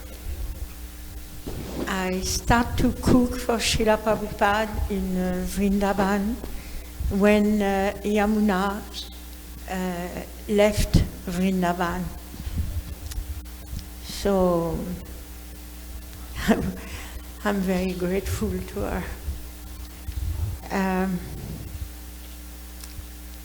So I use, actually the first person who showed me Kachori was Harikesh Prabhu.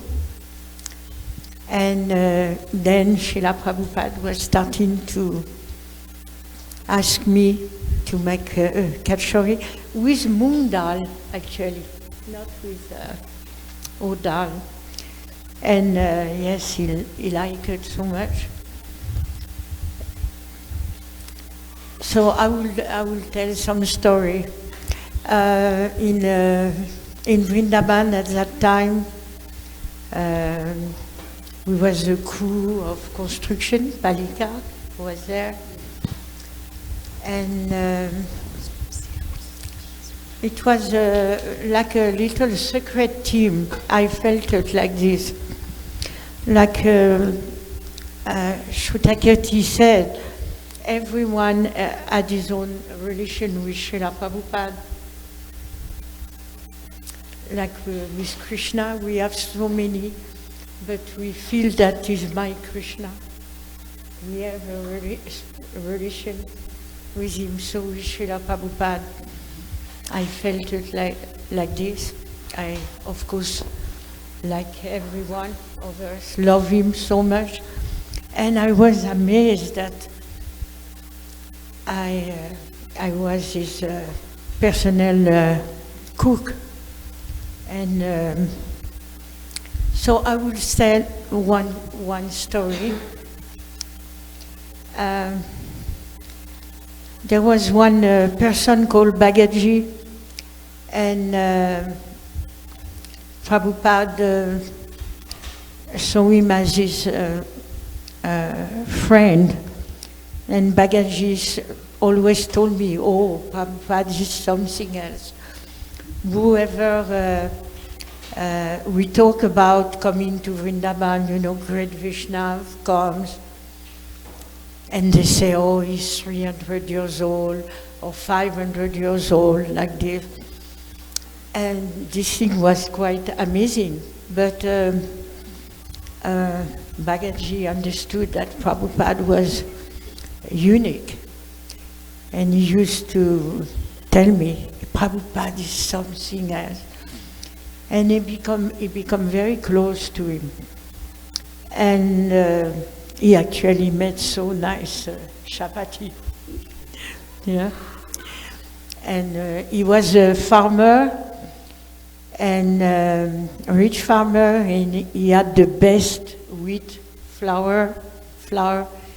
And if he had not been there, I don't know if we could have constructed Krishna Balaram Mandir as it was so good. He helped us so much. So there was a darshan with Bagaji every evening. And I was very lucky. I used to give Srila Prabhupada milk at that time, at night. And Prabhupada always take milk with something. He said we don't drink milk without eating something. Otherwise it's very difficult to digest. So there was this darshan where I bring the milk and something, and then Bagaji will see it and I will see it, and that was not the last thing. It's Shrutika to put him to bed. But it was so sweet. So one day we were sitting, I will hear them talking, and Srila Prabhupada drink his milk. After some time, Srila Prabhupada looked at me and he said, Kishori, do you know how to make napkin? So I lie.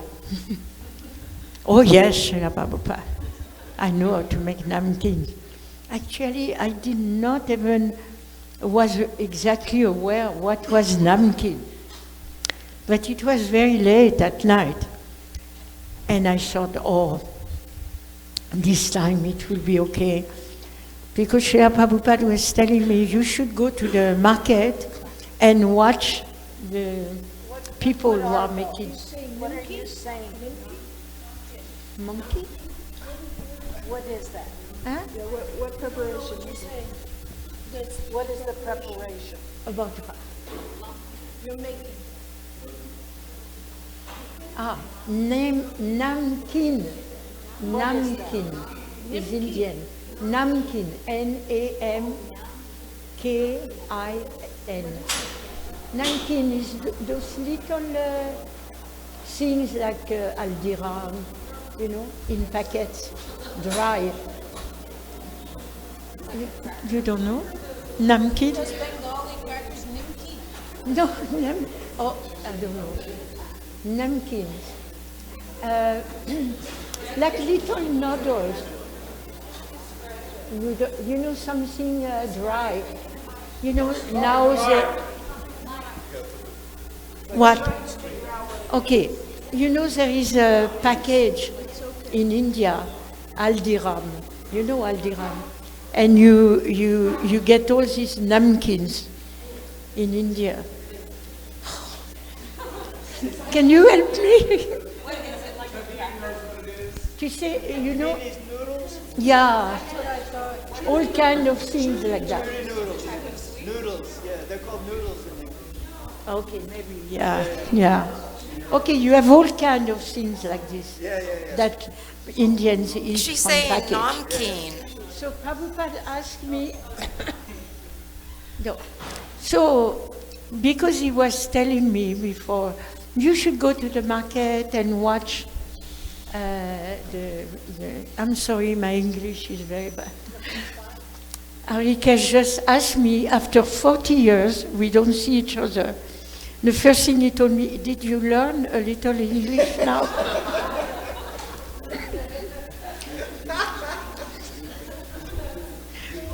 You know, I was feeling quite lonely, a little apart. I don't know how I made it with Srila Prabhupada, Bhagaji, Ananda Baba. So, okay, I said, yes, Srila Prabhupada. And I thought, okay, tomorrow morning I rush to the market and I'm going to see how they make the namkins, noodles. But I didn't know even if it was noodles.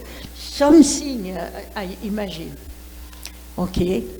So Srila Prabhupada, it was very sweet evening. And Srila Prabhupada started to speak again with Bhagaji. I was listening. Then Srila Prabhupada turned to me and said, Kishori, do you have a machine to make those namkins? Oh yes, Srila Prabhupada, I have a machine. So I thought, okay, tomorrow I go and get a machine because he certainly will ask me soon to make those namkins. So I will buy the machine, I will learn, I will be ready.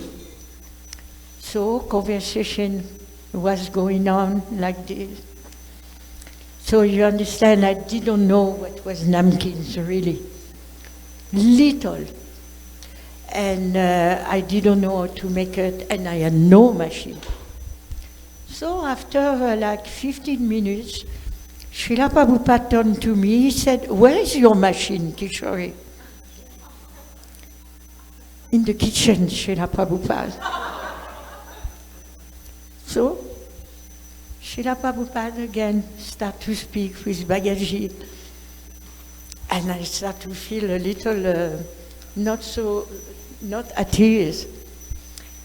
Then Srila Prabhupada turned to me again. He said, so Kishori, I want to see your machine. Can you go and get it? I stand up like this. I was looking at him. I didn't know what to do and what to say. So, but I could not go back. So I rushed out the room. It was in the darshan room. And I started to go in the kitchen. This was the big kitchen with a big tandoori, but outside kitchen, not a real kitchen like we have. You remember that? Where we used to cook for devotees. And I started to run in that round kitchen, searching for my machine, which did not exist. Yeah, I was going like, can you imagine, terrified, of that situation. And then in a corner, I saw, I don't know the name in English, in passoir. Something you fried, samosa, pakori, with holes. No, what do you call it? With the strainer. Strainer. So I saw from far some holes like this and a strainer. So I went, I took the things out. It was on the floor. And I take out, but it was huge. It was like this, and a huge handle. So I took it. It was made of iron, very heavy iron. I could almost not take it like this. So I took like this and I put on my shoulder, and I went like this. So I went back in Srila Prabhupada's room with this. on my shoulder like this. So Srila Prabhupada had made very big eyes like this. But can you imagine the situation? I can't even believe it myself. So Prabhupada said, "Oh, Kishori, this is your machine?" "Oh yes, Srila Prabhupada." And he looked at Bhagavaji, and he was smiling a little bit. And Bhagavaji was also a little bit smiling. Then I thought, okay, tomorrow I get the right machine and like that. So Prabhupada said to me, "You sure you can make it with that machine?" "Oh yes, of course, Srila Prabhupada. I'm used to it." So,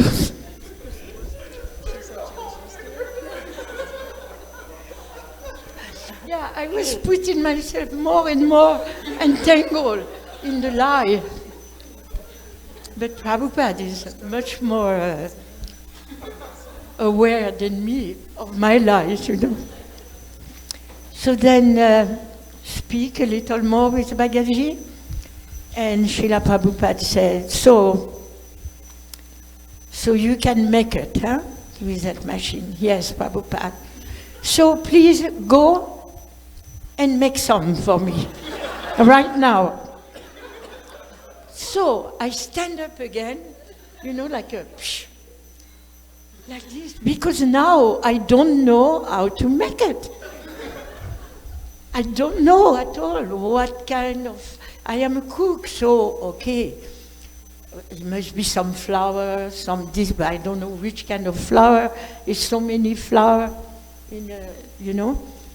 So then, excuse me, but in my mind, I was so taken like this. I thought, I have to trick him. He should tell me the recipe without knowing that he is telling me the recipe. It was like, you know, help, anything. So then I stand up, I approach Srila Prabhupada very close on the corner between the cheminée and where he is, and I put the most beautiful smile I could put on my face, and I said, "Srila Prabhupada," very sweetly, "please tell me, how do you like these napkins? Maybe you like it better with maida, white flour, or maybe besan?" Besan. So I had one ingredient of the recipe. My heart was beating like... So then I said, "Oh, you like it?" Because I didn't know if it was salty or sweet. So I said, "Maybe you like it sweet, salty, salty." So, and then I said, maybe you would like spices like what you would prefer.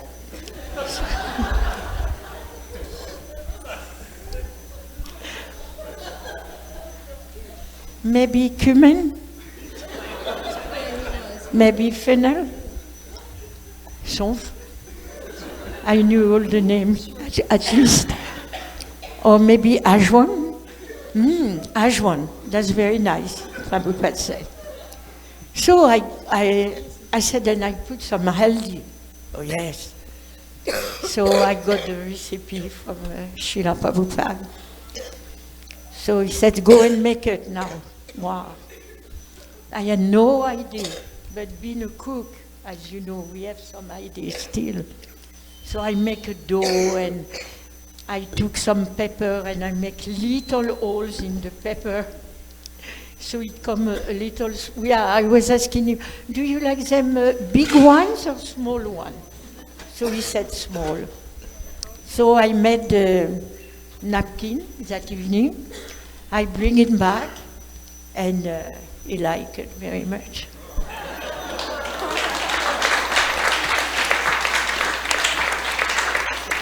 You see, because before there was a little story about the same. Not exactly. But that night it was late, so I never thought Srila Prabhupada would take me like this on the wards. Because one time, that's the only preparation he did not like from me. Same thing. He asked me, Srila Prabhupada asked me in the afternoon if I knew how to make urd dal vada. Oh yes, Srila Prabhupada. So I didn't know at all. Why I was lying like this? Because I wanted so much to do it. It was out of love, you know. I so much wanted to do what he asked me to do. There was the opportunity to be with him. I was only thinking about to be with him, to serve him, to do something, to be in contact with him. So actually it's very good to have strong desire, because sometimes happen, and with Prabhupada, is what else? So I thought, okay, tomorrow morning, same thing, I will go and ask. And one day I will make it for him. So he said, so Kishori, tomorrow morning for breakfast you make vada, or dal vada. So it was terrible, because the breakfast I had to start early, and there was no shops, nothing, so I had to ask some Indian person there and there how to make it. So I made it, and I bring it to him, and Prabhupada said, Kishori, never make vada in my whole life anymore. Then Srila Prabhupada said, because vada, they are light as a cloud. And you know, it's beautiful hand like this, and clouds, and so beautiful, Prabhupada. He said, they are not hard like rocks. So the next day I went and I learned how to make vada. Also, he told me, never bring it to me in my whole life. So I bring it 2 days later. And Srila Prabhupada was so kind, and he liked it very much. Like this.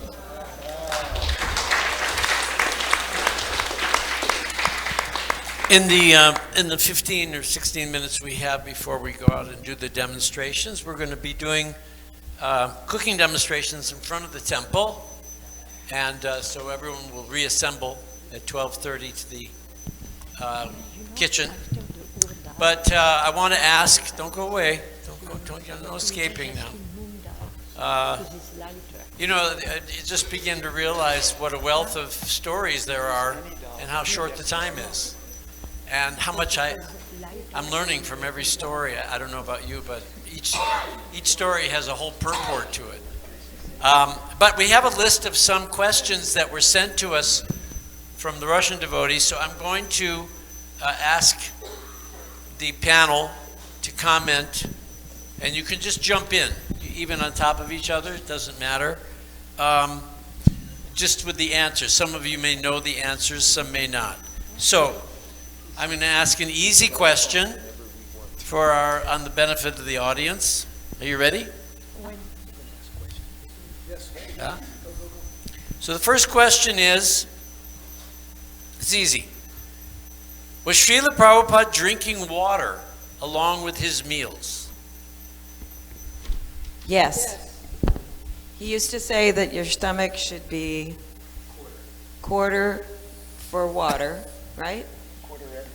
Quarter empty and half for food. Yeah. It would be little bits during it, not lots of water. Just like he said, little. Generally, he drank water all through the day. All through the day and night, he drank water from his pot, clay pot. Okay, so he drank some water. Water's good for you. Okay, good. Next question, easy question, was, now these questions might seem a little naive, but I have a question for Kausalya. How is it you look like you weren't old enough to cook for Prabhupada? My mother. I'm Italian. I have Italian genes. Another Italian. Yeah. We're filled with Italians. I think it's Italians like to cook, and I think it kind of works that way. Yes, yes, yes. But that's very kind of you. I definitely am much older than you think. all right, I'm so going to interject something that's really totally off. if you topic. hold the microphone But, to your, yeah. but I believe Svavas Prabhu has kindly hosted this, and his wife Tadit. To this day, I make her lasagna. It is the best. I was personally learned it from her, and it is the best. So I'm just I have no interjecting idea. off the topic. How do we know? We have to take your word for it? It's in my cookbook written down, along with Thank all you, my Palika. Indian recipes. Or she could just make it for us. Lika would have to make it. Okay, What next question? question is, did Srila Prabhupada was taking puffed rice with milk. Was this his personal preference or for general devotees to follow? Everything he did was personal, I believe, in his own eating habits. It was separate. It wasn't puffed rice with milk in it, not like cereal. You mean hot milk. He had his puffed rice, which was a savory, salty preparation. Wasn't mixed together. It sounds like you're saying puffed rice with milk. It was puffed rice and Milk. milk. And I agree with Palika. Everything that was he nighttime. did was his personal preference. At nighttime. Yes. One night that night he told all the stories. He asked specifically for puffed rice. He said, last night you made me puris, potatoes, and eggplant. He said, and I had difficulty getting up to translate. He said, so tonight make puffed rice. And another thing, the only way you knew how Prabhupada felt is by what he asked you to cook for him. He never told you, I don't feel good.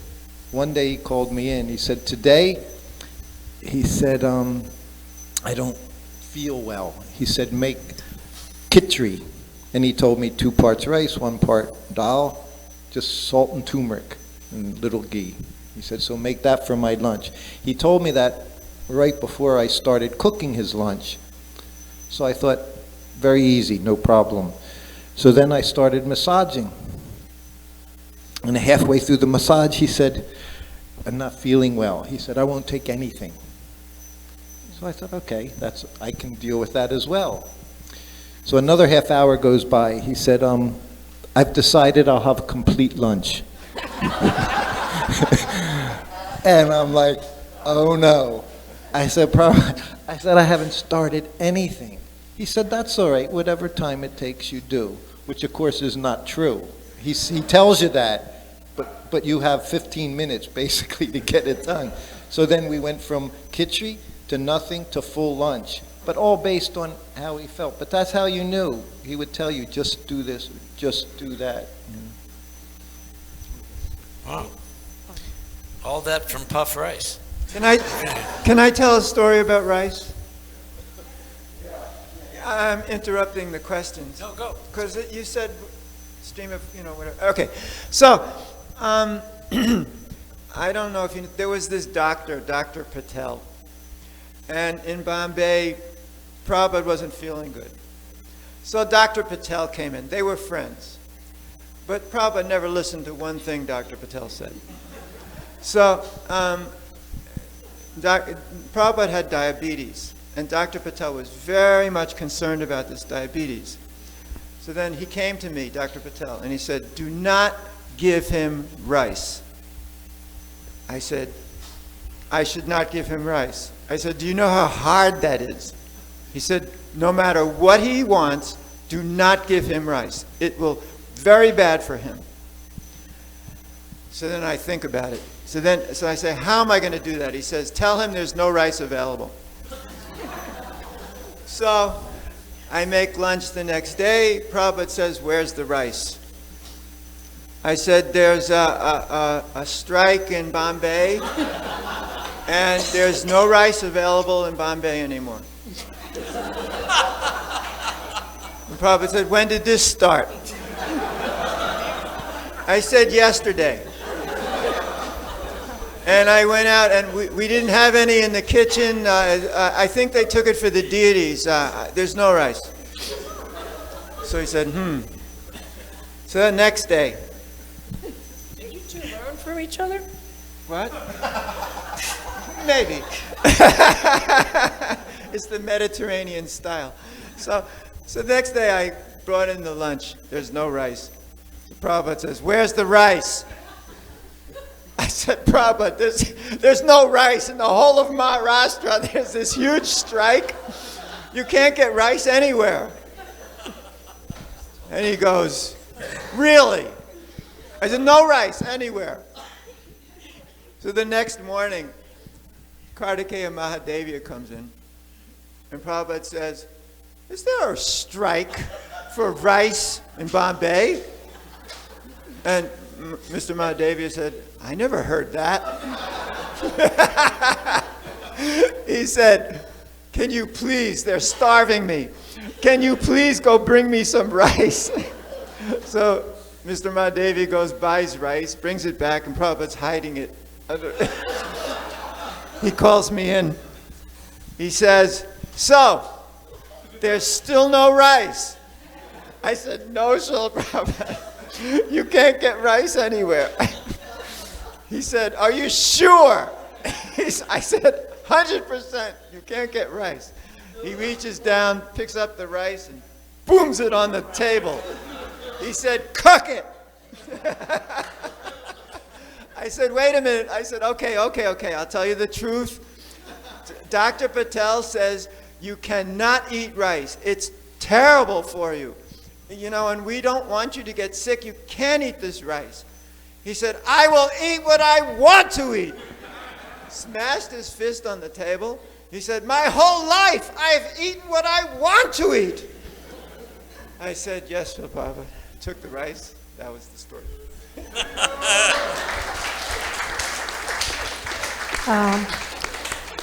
I have a little story with Brahmananda.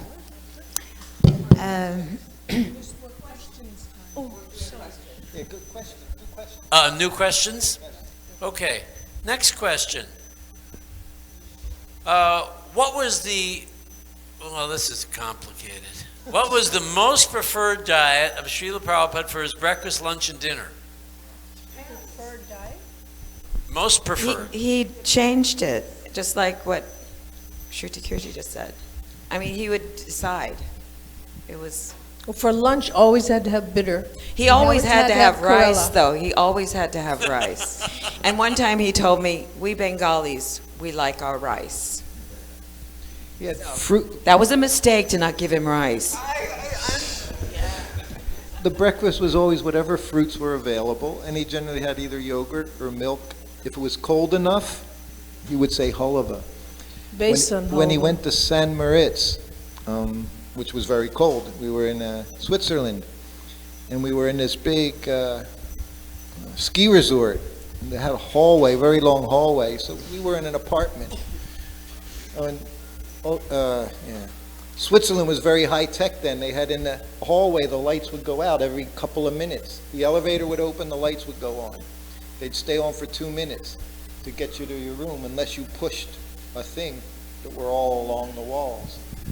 So when he got there, Anyway, it was way too cold. There was a blizzard going on. We opened the door. He went, whoa. He said he was going to go on his morning walk, like in the mountains of Switzerland, because that's what he did. But he couldn't, so we were walking in the hallway. Me, him, and Prajumna, back and forth, back and forth. And every now and then I would push one of those buttons. So then Prajumna left. He said, I got to go. So then Prabhupada and I were walking back and forth, and he's got his cane. And he said, this weather's given me an appetite. And they had nothing, but they had farina, they had suji. He said, you can make me suji for breakfast, make me halava, he said. And for lunch, you can make chapatis using the semolina as well. So I said, yes. I went right in to start making him halava. So I'm in there for a few minutes, and I thought, Prabhupada's walking around in the dark because the lights are going to go out. And of course, he's not going to. So after a few minutes, Prajumna was in. I said, Prajumna, you got to go out and help Prabhupada. So we opened the door, and the lights are on, and we're watching Prabhupada walking down. And every time there was a thing, he'd just pick up his cane and he'd push it and keep walking along back and forth, push the thing. And then we gave him his halava. So that was his diet, was based on, it changed everywhere he went, depending on the conditions. But it was always fruit for breakfast. Lunch was like he showed us, rice, chapatis, dal, sabjis. Evening changed often, depending on how he felt, but always hot milk. I'm going to add a question to you because of the preponderance of the Italian cultural cooking that Prabhupada seemed to attract. Did Prabhupada ever eat pizza? Yes. We made him pizza in New York. That was one of the preps. He actually loved it. Bhadra made it here for him while I was serving. Bhadra, she was the expert pizza maker. I helped. It wasn't, he wouldn't ask for it again, put it that way. Yeah. He would take a little, but. Spaghetti? He would say, learn to make No. what Krishna likes. I spaghetti. like what Krishna No. likes. No, to eat. no. That's what he asked said. about When, spaghetti. Yeah, when Prabhupada came to Rome, Italy, devotees, you were there? Yes. No, Yes. So, and Prabhupada said useless. useless. You remember? Use this. The spaghetti. Useless. Devotees were so happy to make nice pasta, Italian. Uh-huh. And then Prabhupada took and then he said, useless. Macaroni and cheese? He didn't know. He didn't. No? Eggplant parmesan? Yes. No, he didn't. Bhadra made it here in New Dwarka for him. Parmesan. Eggplant paramahamsa, she said, yes. I know Again, that. I he know picked. That. I'm When sorry. we were in Detroit, the girls in the kitchen were making huge feasts of all different kinds of food. So I know he tried it all. We never had it again, but I mean to say, he tried it all, so he was adventurous too. But like she said, he wanted to eat the usual. When he was in Australia, one morning for breakfast, I brought him fruits, and I brought him passion fruit, lilikoi. And he looked at it. He said, "What is that?" I said, "Oh, it's passion fruit, Prabhupada." He said, "Is it going to make me passionate?" I have to tell one little Prabhupada story that is about fruit. So we were in this Hanuman Prasad Podar. We were in Gorakhpur, and he was the first publisher of Prabhupada's books. And so he gave us this farm to live in, and we were living there. It was amazing. But Prabhupada used to ask for fruit every morning. So one of his servants, I don't even remember who it was at the time. It wasn't you. This was in like 71, so it might have been Nanda Kumar. Anyway, they brought him fruit.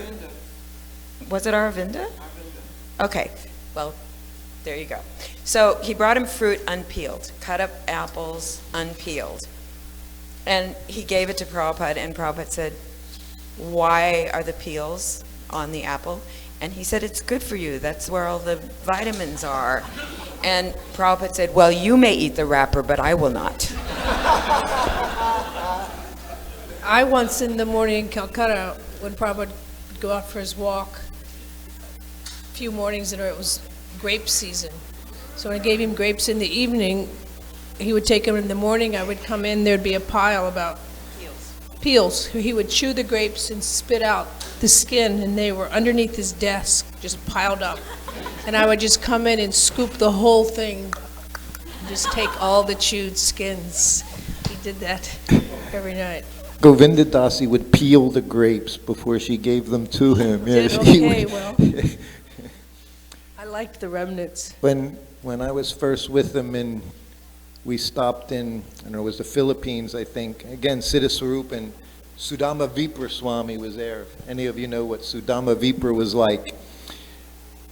Anyway, Prabhupada, that night we were staying at the hotel, and Prabhupada said, I want hot milk. So I went down to the kitchen, you know, some stories down, in my dhoti, everything, kurta, and I said, I need to make hot milk. Well, they said, you're not allowed in the kitchen. And I was not, I was an early defeat. So I tried a few times, and then I went back up, and I said, Prabhupada, they won't let me in the kitchen. And Sudama Vipra said, I'll take care of it, Prabhupada. He was very, anyway, 10 minutes later, he comes back with hot milk. And Prabhupada had a big smile. And he said, oh, he said, you did it? He said, yes, sometimes you just need to tell him what to do. And Prabhupada looked and he said, yes. He said, Sruta Kirti is not serious. And you didn't offer to throw yourself off the train. Yes, many a time. That was the first time. Yes, I was not serious. And I still suffer with that same malady of not being serious, so. Okay, I'll throw out one last ingredient I'm sure I gotta know, but they want to know, did anyone ever offer Prabhupada anything with tofu in it? You know, the thing about all of this is Indian cuisine, and that's what Prabhupada ate. He may have tried some things at time, but the Indian diet is probably the healthiest in the world, and he abided by it. So he may have tried something out of kindness and courtesy, but it wasn't a part of his regime.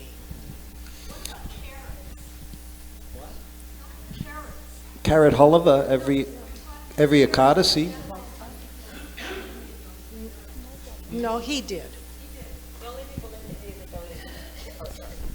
Jains don't eat carrots. And because they don't eat root vegetables because they believe it kills the entire plant. So they don't eat anything like a potato or a carrot or anything that's like pull up and eat it. And Prabhupada pretty much followed the Ayurvedic science of eating. Very much. And of course, Bengali too. So Tomorrow remind me to talk about exactly that. Bengali cooking, because I've started that.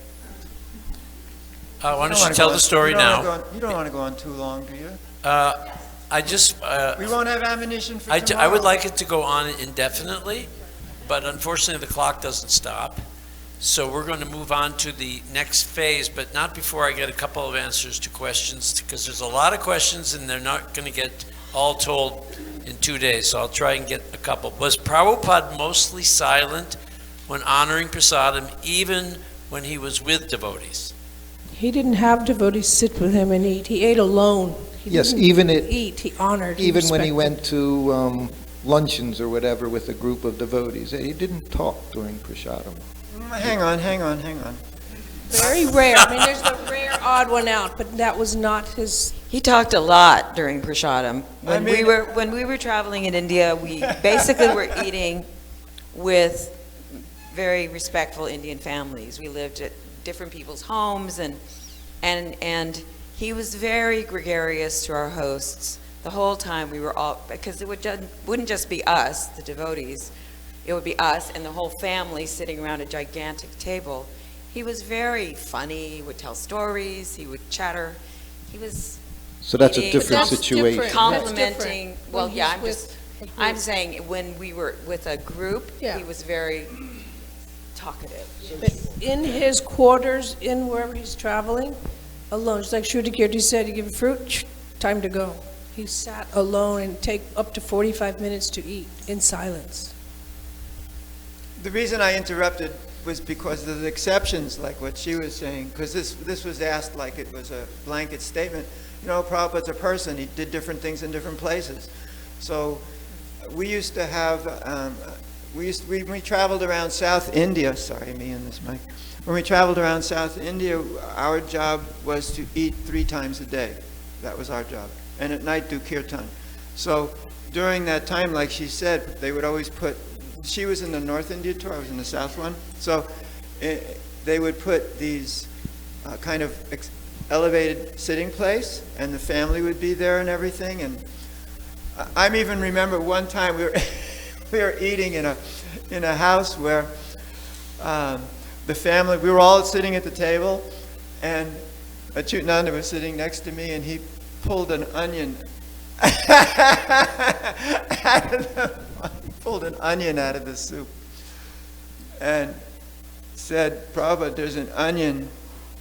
And Prabhupada said, "No, there isn't." I was there He for did that. the same thing Yes, he did at, the at same another home. He did this exact same thing. One of the devotees said, "Prabhupada, there's onions in this." Yes, we were both there. And he said, "No, there isn't. Be quiet. Enjoy."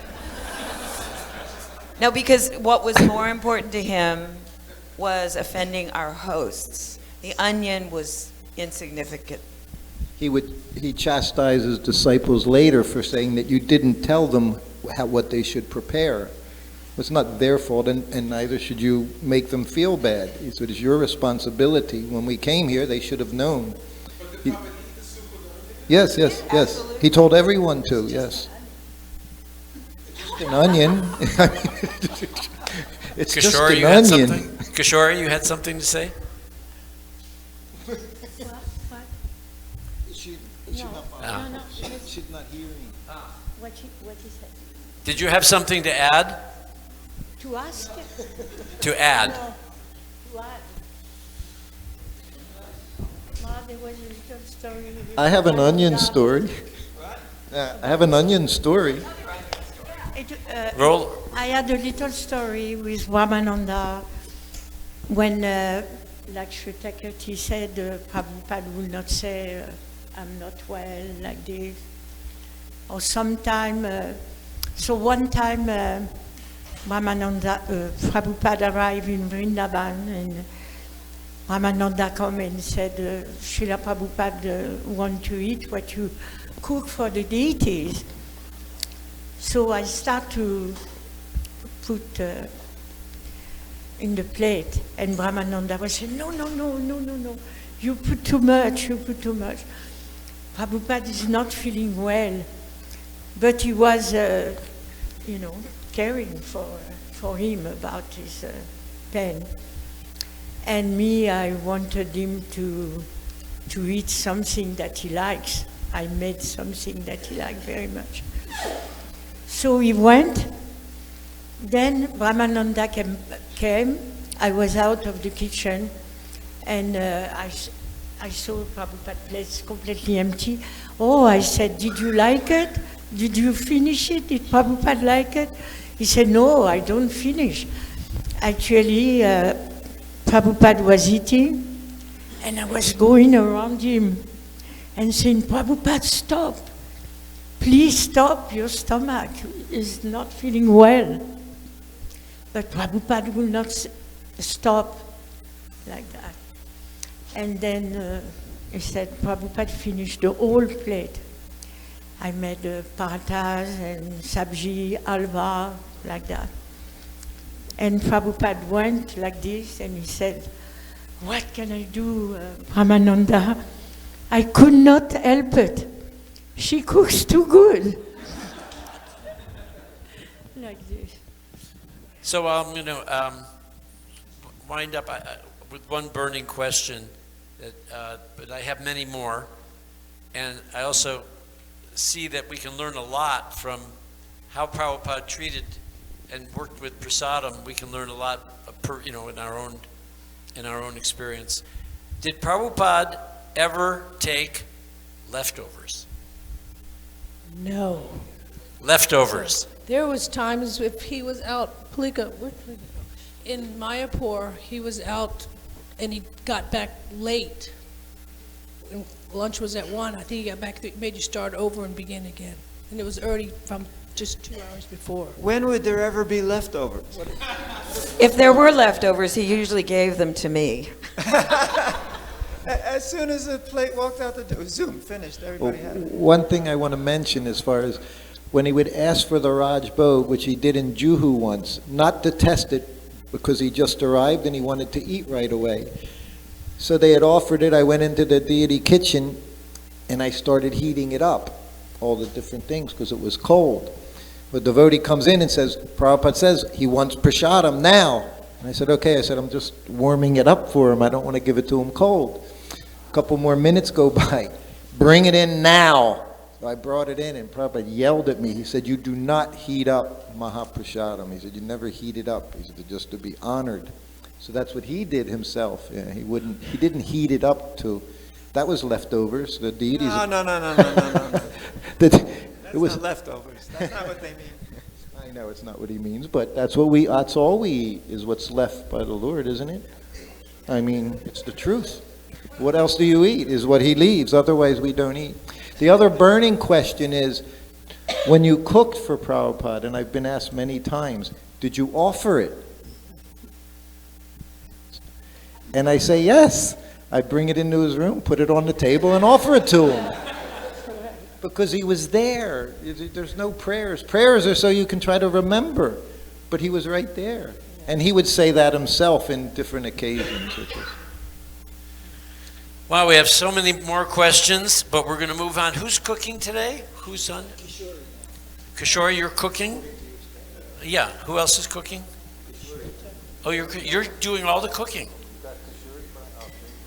Yeah. Okay, we got Kishore cooking. Kishore, what are you going to cook for us today? I was going to make those kashoris. Take your microphone. Microphone. Kashari, and I was going to make a special khichdi that Prabhupada was liking very much with Dahlia. So she's making a special khichdi that Prabhupada liked very much with Dahlia, and she's making kachoris. And you can watch her make them right in front of the temple. Meanwhile, don't badger our cooks too much because we want to hear their stories tomorrow, but we have a lot of questions to ask. There's a lot more to go with this. So let's retire to the front of the temple, and the star of the show is going to be Kishore. So you're going to be cooking right in front. Right in front. Allah, lava.